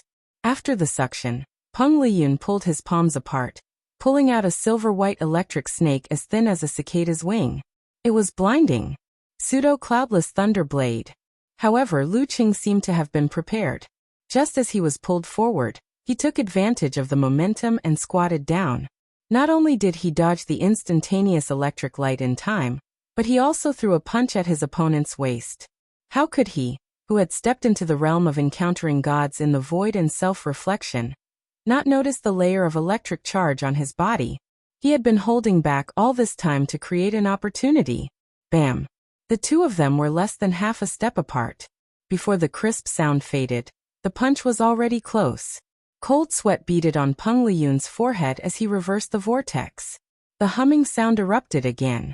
Lu Cheng's punch was getting slower and slower, as though he was caught in a repulsive force field. However, at this moment, he snapped his fingers and opened them, shooting out streaks of crystal clear and cold ice soul brilliance. Breaking through the surface with a single point, the force field was penetrated. Seeing that the cold streaks were about to reach his body, Peng Liyun, who didn't feel that everything was fine after reversing the vortex, pulled his spine and pulled his body diagonally backward. The streaks of white streaks brushed past him and covered the surface of his clothes with a layer of frost. Lu Qing bounced his waist and stood up. Striding forward, he clenched his fist and launched a forward charge attack. Peng Liyun extended his palms downwards and crossed them into a net, firmly blocking the attack. Lu Qing didn't manage to land a hit, so he took advantage of the situation and turned around, his back facing his enemy. Then he swung his elbow backwards and struck fiercely. With a crisp sound, Peng Liyun's raised arm was swung away helplessly. Once again, he took a step back. Lu Qing had already turned around. He retracted his qi and blood and immediately exploded them. He was about to launch a series of explosive attacks with the precision of a ruler. Left, Ice Soul technique, right, Emperor Yin technique. Alternating, never-ending attacks. However, at this moment, Peng Liyun lowered his waist and swung backwards. Amidst the shaking of the arena, he made a flash attack backwards and dodged 30 meters away, close to the edge. Crack! Lu Cheng's explosive Dan force rushed to his feet, causing the surrounding green bricks to soften into powder. Using the terrifying rebounding force, he spread his wings and leaped forward. In the blink of an eye, he had closed in on his opponent. Rumble, rumble, rumble! Peng Liyun displayed his body movements and made a series of turns, stirring up gusts of strong wind, not giving his opponent a chance to gain momentum. Lu Qing vaguely understood the key point of their fight. On the surface, it looked like they had the upper hand, but in fact it was a battle of rhythm. The one who could interrupt and destroy the other's momentum and control the changes of speed would have the upper hand, and a chance to accumulate victories. Unconsciously, he had a new understanding of the battle of high-ranked dance stage fighters. After several turns, he still couldn't get rid of his opponent. However, Peng Liyun took the opportunity to complete the outline of the Green Jade Talisman book in his mind. He condensed a thunder snake in his palm, and released a powerful bolt of lightning that turned from green to purple. Simplified physical invulnerability move Thunder Seal revealed. With the help of the ice mirror, Lu Qing had already sensed it. He pulled his waist and back, swung his center of gravity, and dodged to the side. The lightning struck the ground of the arena, leaving a long, meandering charred mark like a big tree. Peng Liyun immediately counterattacked when his opponent's rhythm paused. He lowered his qi and blood, and condensed them into a single point, in exchange for a violent explosion and ferocious rush. Bam! He took a step forward, his right arm swelled and punched. His fist was covered with a layer of silver-white thunder snake, as if he was wearing an exaggerated thunder glove. It was heavy, strong, and fierce. Lu Qing followed up with force concentration. He pushed his feet together and rushed forward with the heart-drilling hammer, blocking his opponent's fist. Boom! The explosion broke up the electric arc, and the impact caused a shock. The two fighters were evenly matched. One was slightly paralyzed, while the other's qi and blood were slightly disturbed. Bam! Bam! Bam! Peng Liyun kept punching with his fists. When they were evenly matched, he suddenly turned his body and pulled back his leg, creating another bolt of lightning. Boom! Boom! Boom! His whip leg followed by a knee strike followed by an arm flick followed by a reverse swing, and a reverse swing followed by a hammering with the other hand. The series of attacks flowed smoothly. Every strike burst out with Dan force, spewing out thunder snake, illuminating the arena. In the eyes of the audience, Peng Liyun was like the thunder god swinging his hammer in the beginning. Now he had turned into a bolt of lightning, striking again and again, blurring the audience's vision. The Nine Tribulations chain was shockingly powerful. Lu Cheng's spirit was shaken and shook. Fortunately, the ice mirror had been formed. His consciousness was in midair, so he barely resisted and didn't slow down. Relying on a clear understanding of his surroundings and his opponent, he kept bursting out Dan Qi, punching and kicking. Sometimes he used Ice Spirit, sometimes he used Emperor Yan, and fought fiercely with Peng Liyun. Every time they collided, it was like a bomb being detonated, shaking the ground, creating craters and filling the air with smoke and dust. The paralysis was accumulating, and the shock was heavy. Although both of them used force concentration to dissipate most of the effects, it was inevitable that there would still be problems. Peng Liyun's Nine Tribulations chain was based on the Nine Heavens fusion, a unique physical invulnerability skill. The chain was tight, and the force was continuous. Even if Lu Cheng used 24 blizzard strikes, he was gradually at a disadvantage. Boom. Just as they finished another fist collision, Peng Liyun suddenly pulled his fascia, flicked his joints, and made a rapid attack with overlapping afterimages. Machine God Fist. He took the initiative to control the speed of the change in rhythm.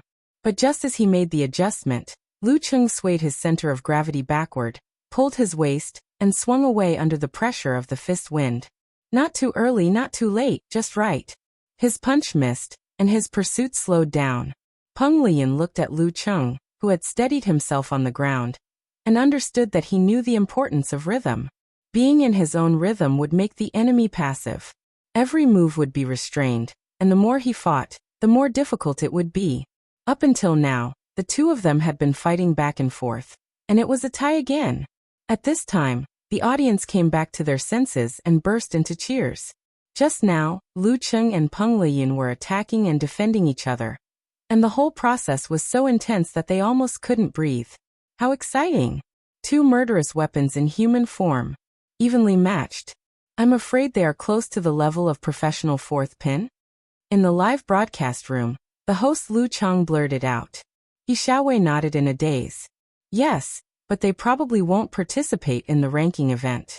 When they reach physical invulnerability, they can directly get third pin. Peng Liyun rarely participated in the ranking event, and Lu Cheng had only been there once. Relying on their own rapid progress, they easily got the certificate based on the hard standard of the state. Good. Peng Liyun thought to himself, and the fighting spirit in his eyes grew stronger. With a flash attack, he closed in on his opponent and made another strong attack. Good move. Lu Cheng was in high spirits and he didn't dodge. Instead, he returned his qi and blood, balanced into a dan, and spurted out his force. Then he pushed his feet inward, shook his right arm, and turned it into a steel whip, and swung it down diagonally. Bam! There was a loud explosion, and the ground was in a mess. The two of them swayed and then closed in again, either bombarding each other with blast punches or vibrating Zen hammers. Boom! Boom! Boom! The two of them fought until sand and pebbles flew everywhere. The deafening sound was completely displayed. They had learned their lesson from before, and didn't reveal any flaws. They were evenly matched. At most, one of them would occasionally gain the upper hand, but it would be gone in the blink of an eye. The intense battle made the audience exclaim in satisfaction, and their blood couldn't help but boil. They raised their hands and shouted loudly, both to cheer and to vent. 7 or 8 minutes passed. Even though Lu Cheng and Peng Liyun were at the inhuman level, they couldn't help but show signs of declining in various aspects, especially Peng Liyun, who was both mentally and physically affected. He was already showing signs of fatigue. Lu Cheng was replenished by the Jin Dan, so his physical condition was pretty good, except for his mental state. It's time. With a thought, he controlled his qi and blood, stimulated his body, and used the simplified wholeness formula in exchange for a clear mind. Bam! He stretched his back, stepped forward, and attacked. His right fist was surrounded by red and white flames, and he punched straight ahead. His momentum was so strong that it overpowered his opponent in an instant. Peng Liyun's mind was slightly shaken. He lowered his arm and punched downwards, hitting the surface of Lu Cheng's fist. Bam! Amidst the loud noise, Peng Liyun's eyes flashed with surprise. His forearm bounced back involuntarily, almost hitting his chest. His body couldn't help but sway. Bam! Bam! Bam! There was no joy in Lu Cheng's eyes. He spread out his arms with indifference, and combined with the explosion of the dance stage, he attacked with precision. One punch was crystal cold, and the other was heavy and scorching hot. He forced Peng Liyun into a defensive position, struggling to hold on. With the rhythm under his control, Lu Cheng suddenly paused in the midst of his consecutive attacks, allowing the flames, force, and mental state of the Dan balance to compress inwards, away from the cold and away from the darkness. His eyes turned dark in an instant, deep and indescribable, like a night without stars or moon. Bam! Lu Cheng's blood returned to him, and he came back to life. He stepped forward with his left foot, swung his right arm, and punched Peng Liyun like a violent snowstorm. Self-created unique skill. Lament of the Ice Queen. Instead of being surprised, Peng Liyun was overjoyed. At the moment his opponent changed his rhythm, he reversed the yin and yang in his body, creating a vortex that devoured each other. According to reliable information, Muko Yamashita had mastered the swordsman formula and had used it on his companions a few times. Therefore, there was enough reason to suspect that Lu Cheng, who had close ties with the military, had obtained the wholeness formula. I've been waiting for a long time, just for this moment. Although he wasn't sure what had happened to allow him to use the 9 words formula so quickly without the need for hand seals or secret sounds, it was a once-in-a-lifetime opportunity. With a bam, Peng Liyun crossed his palms and pushed them out, facing Lu Cheng's hammer attack. The surrounding light dimmed in a frightening manner. Poof! A muffled sound like a dud was heard. Peng Liyun's palm that was holding Lu Cheng's fist glowed with a layer of ice. The freezing spread rapidly, sealing him in ice in an instant, as though he had been placed in a transparent coffin. Lu Cheng felt his mental and physical strength leaking out rapidly into the depths of Peng Liyun's palm, as though he had encountered the star-sucking great skill. It was the same unique skill that he had created himself, reverse vortex. Thump, thump, thump. Lu Cheng withdrew his hand abruptly and took 3 steps back. His legs were weak and he looked exhausted. A lose-lose situation, said the guest commentator He Xiaowei in amusement. Before he could finish his sentence, he saw Lu Cheng energize and regain his vigor. Then with a sliding step, he closed in on his opponent who had yet to break free from the ice seal. The second strike of the simplified wholeness formula. Did he take his medicine? He Xiaowei was shocked. How many lives does this guy have? Up, down, left, right, back and back? And he's still a hero? It was just a simplified version, so the effect wasn't as good. Lu Cheng wasn't at his peak, but his punches and kicks weren't slow at all. He swung his left arm, straightened it into a spear, and aimed it at Peng Liyun's throat. Peng Liyun was frozen, so his body's reaction was slow. He shouldn't be able to parry in time. At that moment, an electric light flashed and landed on Peng Liyun's elbow. The shock caused his forearm to swing out violently, blocking Lu Cheng's fist with a bang. Following that, Peng Liyun kept shooting out silvery white electric current to stimulate the corresponding parts of his body. This allowed his sluggish and stiffened muscles to move correctly, blocking Lu Cheng's attacks one after another. How can this work? Lu Cheng was stunned. He was almost counterattacked by his opponent. How can this work? He Xiaowei blurted out, dumbfounded. Is this the knee-jerk reaction? Or is he using electric current to simulate neuron signals to forcibly move his frozen body? Is he still F*King human? He's already an inhuman. No. I can't let Peng Liyun break free from his stiffness. I have to end this quickly. Lu Cheng couldn't be bothered to be stingy with his mental strength. He kept drawing back his chi and blood and blasting out his danforce. One punch was covered in frost to replenish the effects of the cold, while the other was surrounded by red, detonating externally to create vibrations. Peng Liyun forced himself to perform force concentration. The feeling of being frozen and stiffened lessened each time. Although his internal injuries were worsening, he didn't show any signs of losing. Lu Cheng stepped forward, stirring up strong winds. Seizing the opportunity when his opponent's movements were affected, he switched to 8 different positions and struck 8 ice spirit force. Peng Liyun was on the verge of collapsing. At that moment, Lu Cheng used snow cover followed by cold devour. Nimble as a fox, he flashed behind Peng Liyun. Taking advantage of Peng Liyun's missed attack, he was going to win. At the critical moment, the turbine in Peng Liyun's body spun again, releasing a strong repulsive force. Lu Cheng's heart was as cold as ice. Unmoved, he channeled his chi and blood to stimulate his body, and used the simplified fighting formula again. Bam! He retracted his arm and swung it out with his bulging muscles, breaking through the air barrier and breaking through the force field. Then, he swung his arms and struck continuously with zen, not giving his opponent a chance to catch his breath. Bam, bam, bam. Peng Liyun's chi and blood churned, and his muscles twitched. Affected by the electric current, his limbs became sluggish. Exhausted, Lu Cheng paused for a moment and used the simplified wholeness formula one last time. Invigorated, he took a step forward and struck with a zen punch with his left fist. Peng Liyun was wobbling, his internal organs on the verge of rupturing. Bam! Lu Qing didn't hold back. He continued visualizing and raised his right arm. Severe warning. Peng Liyun's body was so sluggish that it was difficult for him to dodge. He could only use the electric current to stimulate him, and raise his arm to receive the blow. Bam! Peng Liyun's body trembled, and he stood rooted to the spot. Although his mind was under the Thunder God's suppression, and his thoughts weren't completely frozen, he couldn't send out signals in time to control his body. Lu Qing swung his left arm and opened his palm, pressing it against his opponent's head.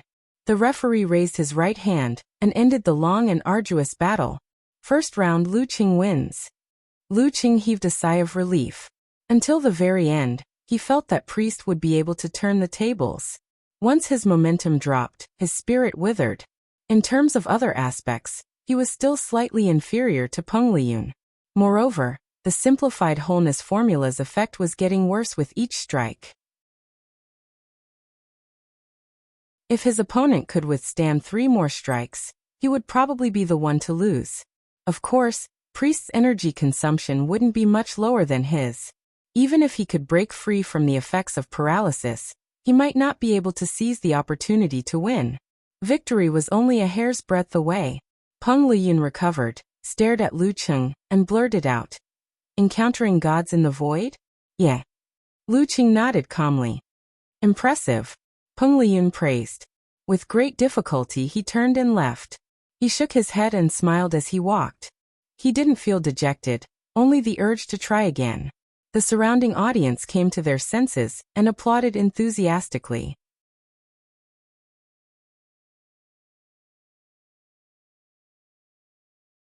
Chapter 535. Looking at Peng Liyun staggering back and feeling his own muscles trembling uncontrollably under the influence of the residual electric current, Lu Qing, who was standing in the middle of the arena, suddenly felt a little emotional. "I've finally defeated the great demon king fair and square. It wasn't easy at all. From today onwards, he and I will truly stand on the same level. We will look at each other on equal footing. It has been 2.5 years since Master brought me to Shanbei to meet Peng Liyun in the morning to receive his education, and set my goal. Over hundreds of days and nights, step by step, I finally reached this point. Of course, it didn't mean that he would be able to suppress Taoist Priest from now on. He could sense that even with the use of secret techniques, the difference between the two of them was only a hair's breadth. If he hadn't misjudged the situation and carelessly clashed with the lament of the Ice Queen, the outcome might have been completely different. And at the current stage of the advancement of the inhuman level, every step forward would be extremely difficult. Even if he were to master the fire sex techniques and Taoist priest's mastery of other supreme arts, he would only be able to enrich his means and surprise his opponent once or twice. He wouldn't be able to bring about any substantial improvement. For a long period of time, the two of them would be evenly matched. Lu Qing took one last look at Peng Liyun before slowly retracting his gaze. He thought to himself, next, our competition will be to see who can reach the Dragon Gate faster, and who can achieve physical invulnerability first. On the spectator stand, and Chaoyang, who had specially bought a ticket, uncrossed his hands and leaned back. He sighed and muttered to himself, "Hey, Priest didn't go all out but lost the match." It wasn't that Peng Liyun had never failed in the past. However, he would either lose to the mighty ones or lose because he wanted to see his opponent's secret technique. It was rare for him to go all out and still lose to his opponent. This was even more so when it came to a battle of the same level. In the changing room of Capital Academy, Runli watched the entire live broadcast. She wasn't worried that it would affect the second semi-final match that was about to begin. At this time, her doll-like beautiful face had a bit more disappointment and also a bit more relief. He was disappointed because Lu Qing had finally caught up with him. His worries had become a reality. He was relieved because it was proven that Taoist priests could also fail. There were also times when they were powerless. They weren't invincible demons. The little shadow in his heart was swept away. "I can defeat you too." She rubbed the sheathed long sword on her lap. It was warm to the touch, and the brass was as good as new. Lu Qing, Lu Qing. Peng Liyun, Peng Liyun. Amidst the cheers and cheers of the audience, Lu Chang, the host in the live broadcast room sighed. What a wonderful match. Lu Cheng is so strong. The era of the big devil is over. Indeed. Even though the gap between their performances isn't big, and Peng Liyun might be able to win the next match, the invincible Demon King has indeed passed away. The guest commentator, He Xiaowei, sighed and agreed. From now on, the elites won't be lonely anymore. Experts aren't lonely. Well said. They don't have to worry about not having an opponent of the same level. They can train and improve each other. They can be like friends and enemies, surpassing the past. Lu Chang praised. He then added, the enemy I'm talking about is a competitor. Fans nowadays are very scary. They would accuse you of anything you don't agree with. You have to be very careful with your words. Yes, such a battle is rare in the inhuman professional competition. Everyone can always reminisce about it. When the time comes, Lu Chang and I will come up with a detailed commentary version. It won't be like just now, where you can't catch up with the rhythm after a slight pause. Haha, if everyone wants to watch the replay now, our White Jade Hall video supports online replays and slow acting. He Xiaowei helped his partner to advertise. Lu Chang nodded his head slightly in satisfaction. He then sighed. It's a pity that Lu Cheng is going to enter the professional competition as an intern in his 4th year. Otherwise, he would be an unshakable super demon king in the next university martial arts competition. What's the point of bullying a primary school student? Without Peng Liyun, Run Li, and opponents of similar strength, what's the point of bullying noobs? It's a waste of time, a waste of life. He Xiaowei said with a smile. Lu Chang thought for a while and answered seriously. Personally, I have to admit that bullying noobs is really interesting. As he spoke, he laughed. He Xiaowei couldn't help but laugh as well. Alright, the second round is about to begin. Let's see how much strength Lu Cheng has left, and whether he can still create a miracle. After a few seconds, Lu Cheng's face turned serious. I don't think Lu Cheng can do anything after defeating Peng Liyun. He Xiaowei was never stingy with his views. Shut up. Every single one of Shanbei's supporters and Peng Liyun's fans shouted the same word in their hearts. Early in the morning in America, the sky was slightly bright. Yin Zhika was leaning against a pillow with a computer in front of her, a tablet in her left hand, and a phone in her right hand. She continued to watch the live broadcast and replayed the previous battle over and over again. She kept scrolling through the forums and Weibo with praises. When the referee announced the result, Yin Xiaoling jumped up from the seats of the Songqing University Martial Arts Club. She waved her arms excitedly and mumbled incomprehensible words.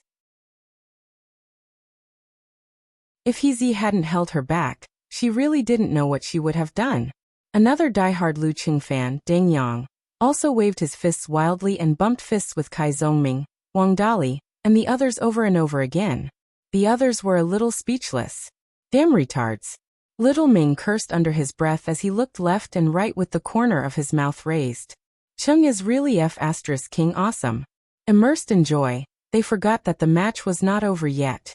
They only calmed down when the freckled and handsome Fang Zhirong stepped onto the stone steps. Half expectantly and half indifferently, they waited for the referee to wave his arm. In the arena, looking at the slightly gloomy and arrogant enemy opposite him, Lu Cheng didn't take a break.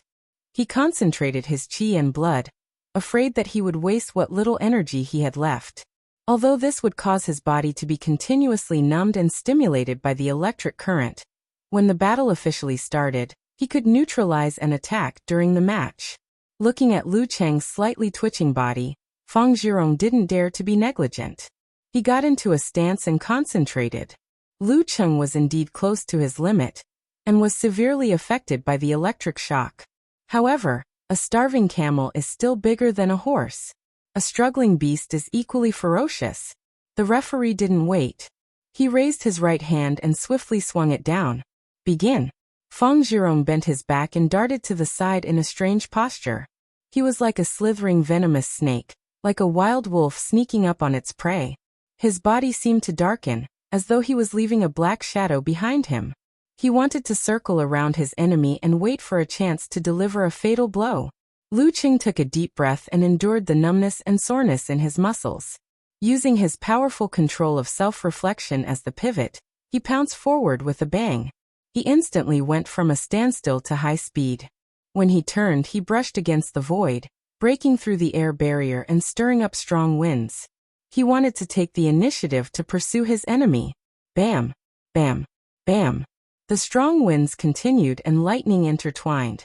Lu Qing kept changing directions as though a deity was casting a spell. He closed the distance between him and Feng Zhirong amidst his shouts. However, his opponent's movements were strange and slippery. It was hard to lock onto him in a hurry. At this moment, Lu Qing focused and outlined the ancient character. His qi and blood followed suit and stimulated a certain part of his body. His eyes suddenly turned sharp and cold. A murderous aura shot out and enveloped his enemy. Feng Zhirong's mind wavered. It was as though he had come to a blood-soaked battlefield and was facing a general on horseback with a butcher's knife. He was trembling from the inside out and his body froze. It was this pause that allowed Lu Qing to close in. He gathered his qi and blood and dispelled part of the numbness. Wearing a glittering and frosty glove on his left fist, he swung it sideways. The effect of the simplified army formula wasn't strong. Feng Zhirong woke up after a short pause. Seeing that he couldn't avoid the ice spirit heavy punch, he could only explode his Dan force, swell his arms, and punch forward to block. Bam! Feng Zhirong's body swayed. In terms of strength, he was on par with Lu Qing. However, his qi and blood were frozen, causing his muscles to stiffen and his movements to slow down. Bam! Lu Qing did another force concentration. His other fist, surrounded by crimson flames, shot out like a cannonball. Bam bam bam. He did a series of bursts, alternating between using Ice Spirit to slow down his opponent and Emperor Yin to hurt him. His movements were smooth, each move heavy and precise. Bam bam bam. Feng Zhirong struggled to hold on and barely managed to defend himself. He wanted to use a killing move to get out of the predicament or dodge and regroup, but he could not find a single chance. His opponent's control of the rhythm and the connection between the moves were as if it had been measured with a ruler. There was no flaw. The ultimate technique that he had worked hard to learn over the past year was completely useless. In the midst of the intense attacks, Lu Qing suddenly slowed down. Using his advantage, he visualized the heavy and scorching Emperor Yan and the god of fire, Zhirong, who was riding a crimson dragon. Thump! He stepped forward, pulled back his right arm, drew his bow, and shot a heavy punch. Fire Sect's simplified physical invulnerability move, Internal Explosion Punch. In the previous battle, Lu Qing had used too much of his ice force, which had drained it. He couldn't use Severe Warning anymore. Even if he tried, the effect on Feng Zhirong would be limited, and he wouldn't be able to leave any injuries. It was a waste. At this moment, Feng Zhirong was at a loss for what to do with his opponent's change in rhythm. He could only use force concentration and spurt out Dan Qi. He raised his palm and blocked Lu Qing's fist. Boom. It was as if a bomb had exploded in his body. His qi and blood were tumbling madly, and his internal organs were about to shift. Lu Qing withdrew his qi and blood, and threw out another ice spirit heavy punch, which was shrouded in cold air. It hit Feng Zhirong's arm, which was barely holding up, and made him stagger backward. Feng Zhirong's muscles stiffened, and he hurriedly held his Dan and struggled to defend himself. Another visualization, and another internal explosion. Expressionless, Lu Qing took a step forward, raised his right fist, and smashed it down heavily on his opponent's raised arms. Boom. Feng Zhirong's eyes, nostrils, ears, and mouth were all red. His qi and blood were tumbling so much that it was difficult for him to circulate them. His internal organs were severely injured. Lu Qing withdrew his force and tried to throw another ice spirit punch. However, his head was suddenly dizzy. His spirit had reached its limit. Before he could use force concentration, his condensed qi and blood dispersed. Feng Zhirong was stunned at first. Then he seized the opportunity to suppress his injuries. He stretched his back and swung backward, covering more than 10 meters in one leap. That wasn't the end. He made a forceful turn and dodged to the side. Lu Qing felt it was a pity. He tried to catch up with him and try again with a normal attack. However, as soon as he took a step, he felt the world spinning around him. He almost fell and could only stand there helplessly. When he made his move, Feng Zhirong was like a bird startled by the twang of a bow. He swung his center of gravity and hurriedly retreated, as if he was scared out of his wits. Lu Qing couldn't help but break into a smile. Once he started laughing, he couldn't stop. It was because of Feng Zhirong's overreaction and the satisfaction of defeating Peng Liyun. Haha. Lu Qing shook his head. He didn't care about Feng Zhirong or the referee anymore. He turned around, walked up the stone steps with a smile, and left the arena in a carefree manner. P.S. Looking for monthly votes and recommendation votes.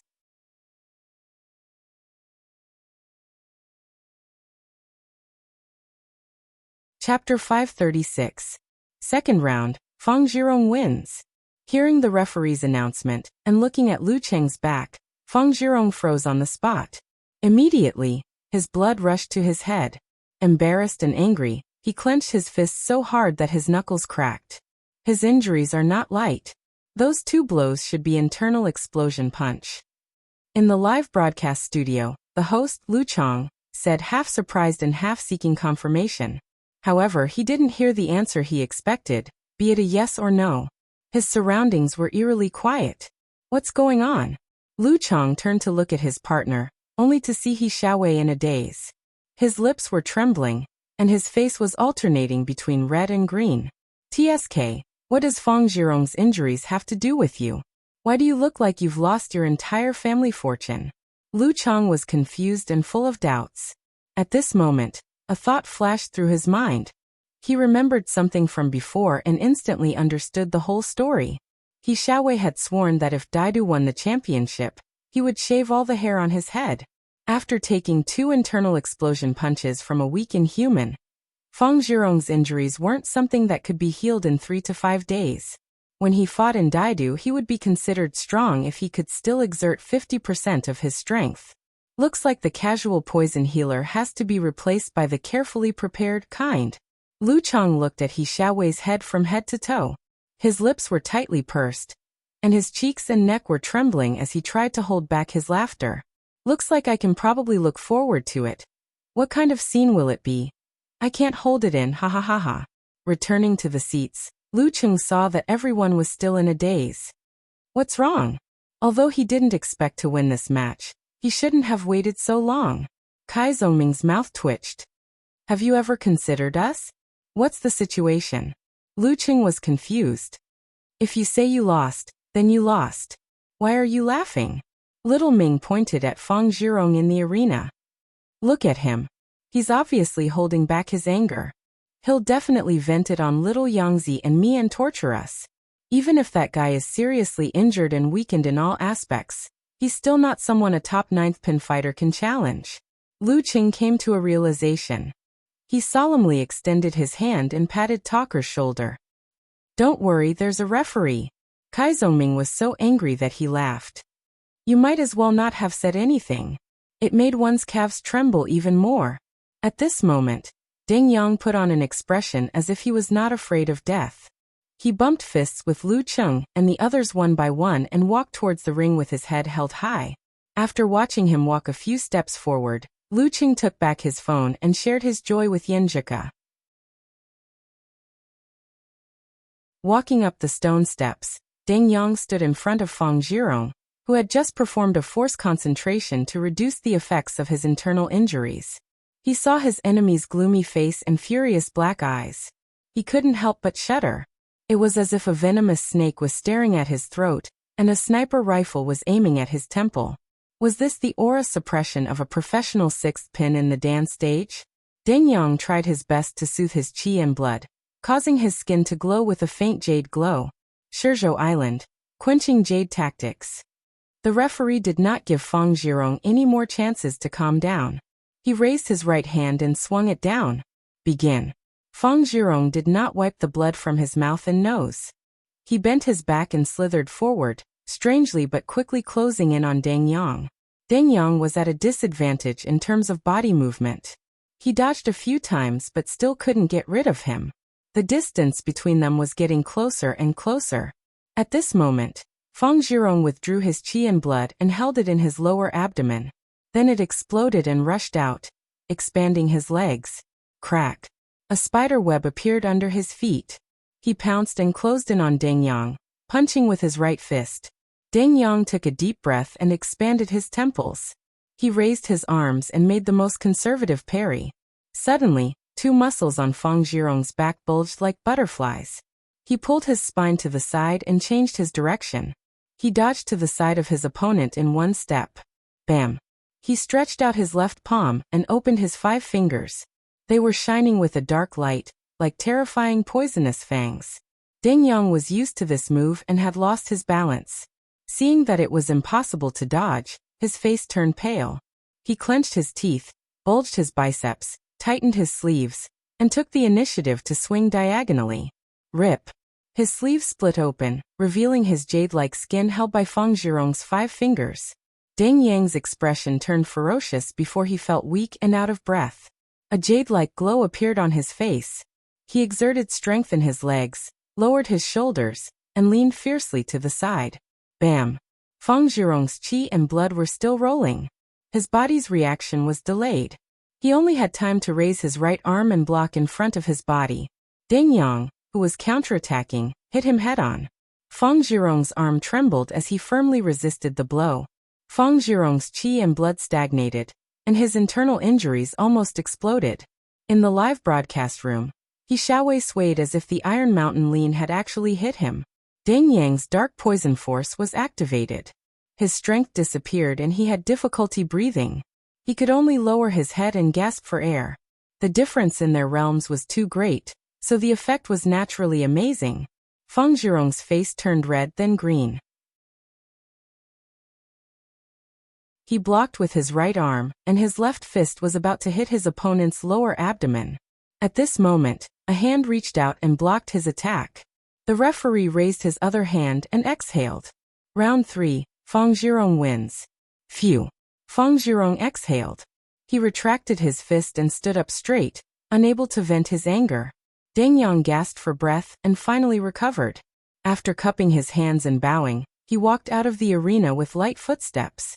He had only taken a few steps when Wang Dali and the others came up to support him. Go to the emergency room and get some oxygen? Lu Qing suggested. Yeah. Deng Yang nodded slightly. He panted and smiled bitterly. I tried my best.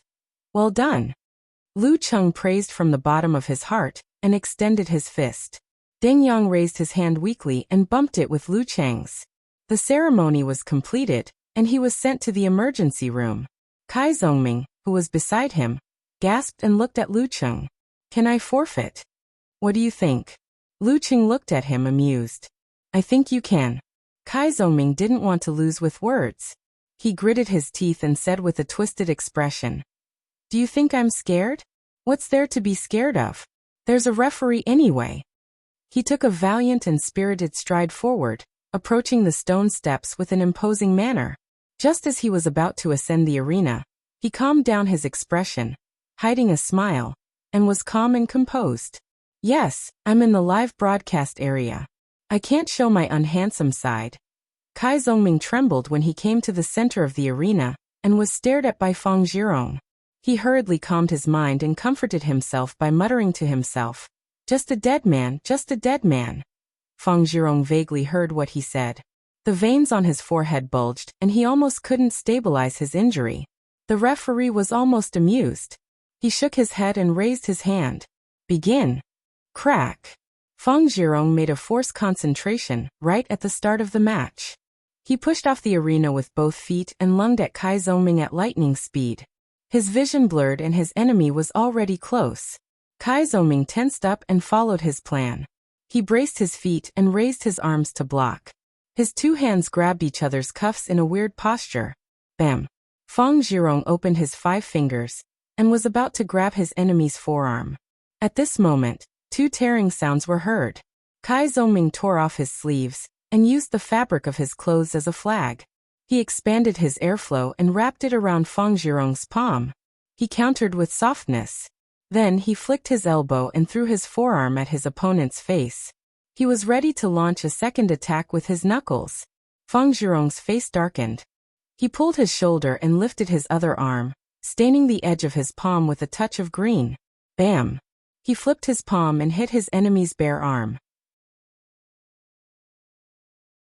In an instant, Kai Zhongming felt the pain of thousands of arrows piercing his heart, knives scraping his bones, and needles stabbing his fingers. He instinctively hugged his arm and screamed. Cold sweat beaded on his forehead. His face was pale, and he looked like he was about to faint. The 27th move of the plague sect, Scorpion Tail Needle. This was a unique skill that magnified pain. Fang Zhirong took the opportunity to raise his waist and knee forward. The referee raised his leg in time and blocked the attack. He raised his right hand and announced, Round 4, Fang Zhirong wins. Final result, Shanbei University Martial Arts Club wins. Fang Zhirong took a deep breath and calmed down a little. He raised his hands and applauded to the audience who had supported him. Kai Zhongming was in a daze. He walked down the arena in a daze. Every step he took seemed to be extremely painful and drained of all his strength. When Lu Cheng and Wang Dali supported him, he recovered and felt the pain begin to subside. He spoke for the first time. F*CK. It F*King hurts. I'm relieved that you're alive and kicking. Lu Cheng chuckled and asked casually. How did you feel just now? Feel? I'm F*King doubting my life. Little Ming replied with a rich expression. The first round of the semi-finals was over. Songqing University was eliminated. Shanbei University advanced to the finals for the 4th time in 4 years. Lu Cheng and the others were mentally prepared for failure. They weren't too sad, but they felt a little disappointed and had mixed feelings. After watching Runli show her invincible power and lead the Capital College Martial Arts Club to the finals, Songqing University's group took the bus back to the hotel. As soon as they entered the lobby, Lu Cheng saw a middle-aged man in a suit walking towards them with a smile on his face. He wore gold-rimmed glasses and had an elegant temperament. He introduced himself. I'm the representative of the Longhu Club.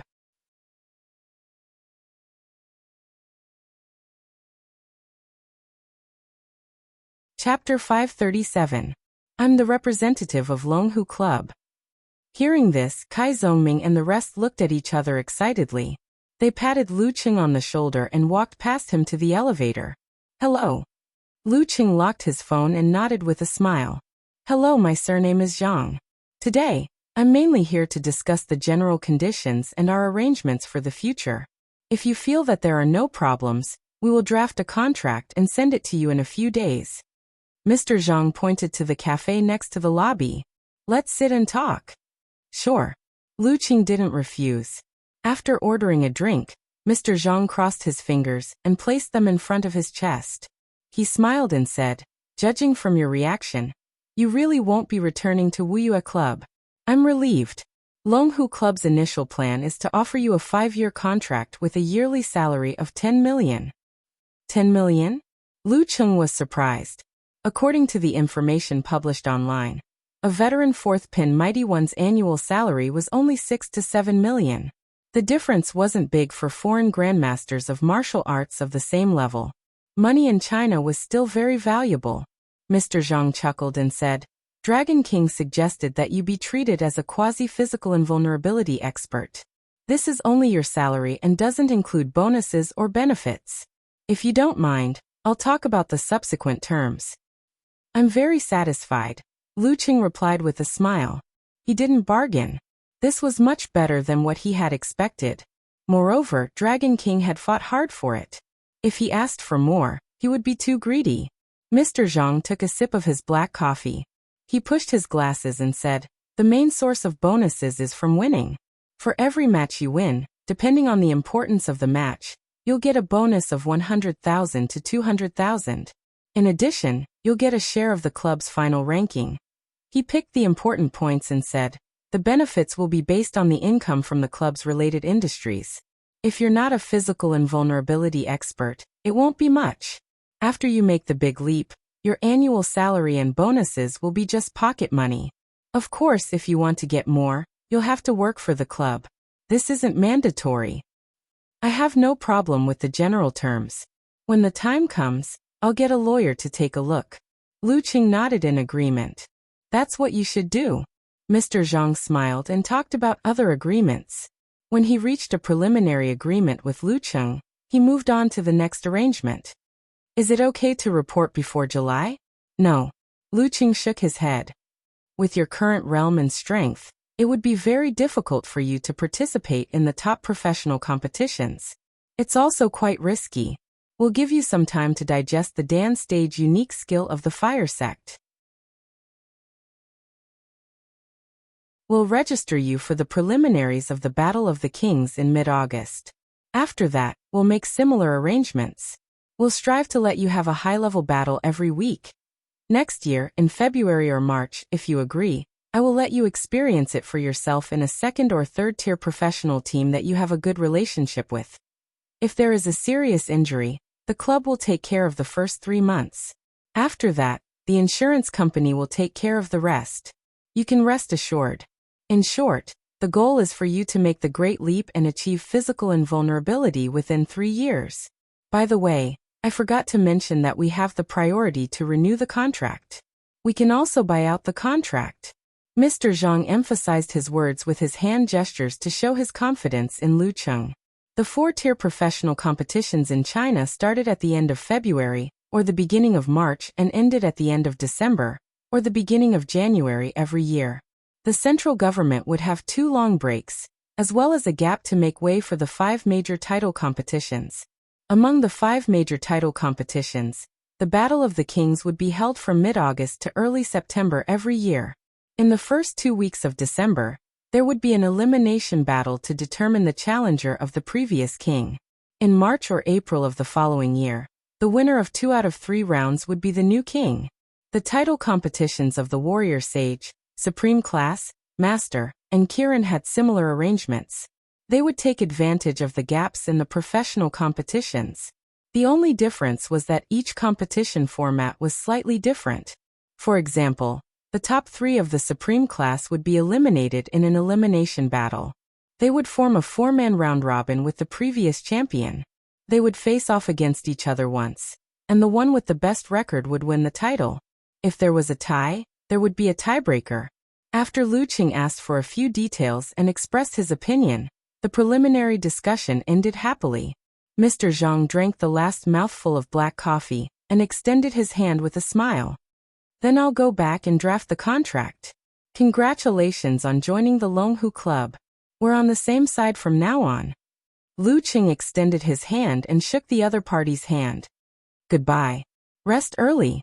Mr. Zhang waved his hand and left with a face full of joy. Watching his back disappear at the entrance of the cafe, Lu Qing sat down again. Looking at the dimly lit environment, listening to the gentle and melodious music, he drank a mouthful of slightly sour lemon water to quench his thirst. He suddenly realized that a journey in his life had come to an end, and a new adventure was about to begin. He had always known that he would leave school after the national championship and enter society after his 3rd-year exams. However, knowing clearly and feeling clearly were 2 completely different concepts. Now that things had come to a head, the footsteps of the future were stepping on his heart 1 step at a time. It was anticipation, hope, sadness, and melancholy. I'm leaving the martial arts club and the relatively simple school. What will the adult world, the world of professional martial arts, be like? After July, I won't be able to travel to and from America as frequently as I did this year, let alone stay for 10 days to half a month. I might only be able to go once every 2 or 3 months, and I can only stay for 3 to 5 days each time. Brother-in-law was right when he said that the frivolous days of youth would end as soon as he matured. The melody of the music entered his ears. Wearing a black t-shirt, Lu Cheng sat there with a cup in his hand. He didn't move for a long time, as if he had become a shadow in the dim light. 2 days later, he watched the final match between Shanbei and Capital. Renli used the Kongtong swordsmanship, which was based on the unique skills of the Wind Sect, supplemented by Hidden Scent, and narrowly defeated Peng Liyun, who had gone through a fierce battle and was not in his best condition. Feng Zhirong, who had not recovered from his internal injuries and was ravaged by Renli, finally lost to Jiang Kongchan. Of course, Lu Qing didn't let Jiang Kongchan off easily. The influence of the dark poison force had greatly reduced Jiang Kongchan's strength, so he couldn't win by himself. In the end, Jiang Jingfeng, who didn't show his strength, defeated Bernhard, drawing a perfect end to the hard work of the Capital Academy in the past few years. After this year, Peng Liyun, Run Li Jiangjingfeng, Xing Jingjing, and Piao Yuan all graduated. Lu Cheng, Li Xiaoyuan, and Fang Zhirong entered professional competitions in advance. The university martial arts circle fell back to the level it was 2 years ago. It was foreseeable that there would be no such glorious and brilliant situation in the future. He Xiaowei, who was bald, commented, "The golden age of the university martial arts circle has come to an end. P.S. I think it's better to put the following content in a chapter, so this chapter has fewer words." Well, this is the last chapter of the 3rd book. You're tuning in to the Echoes of the Heart YouTube channel. Don't forget to subscribe and join us on this journey to catch the most captivating stories.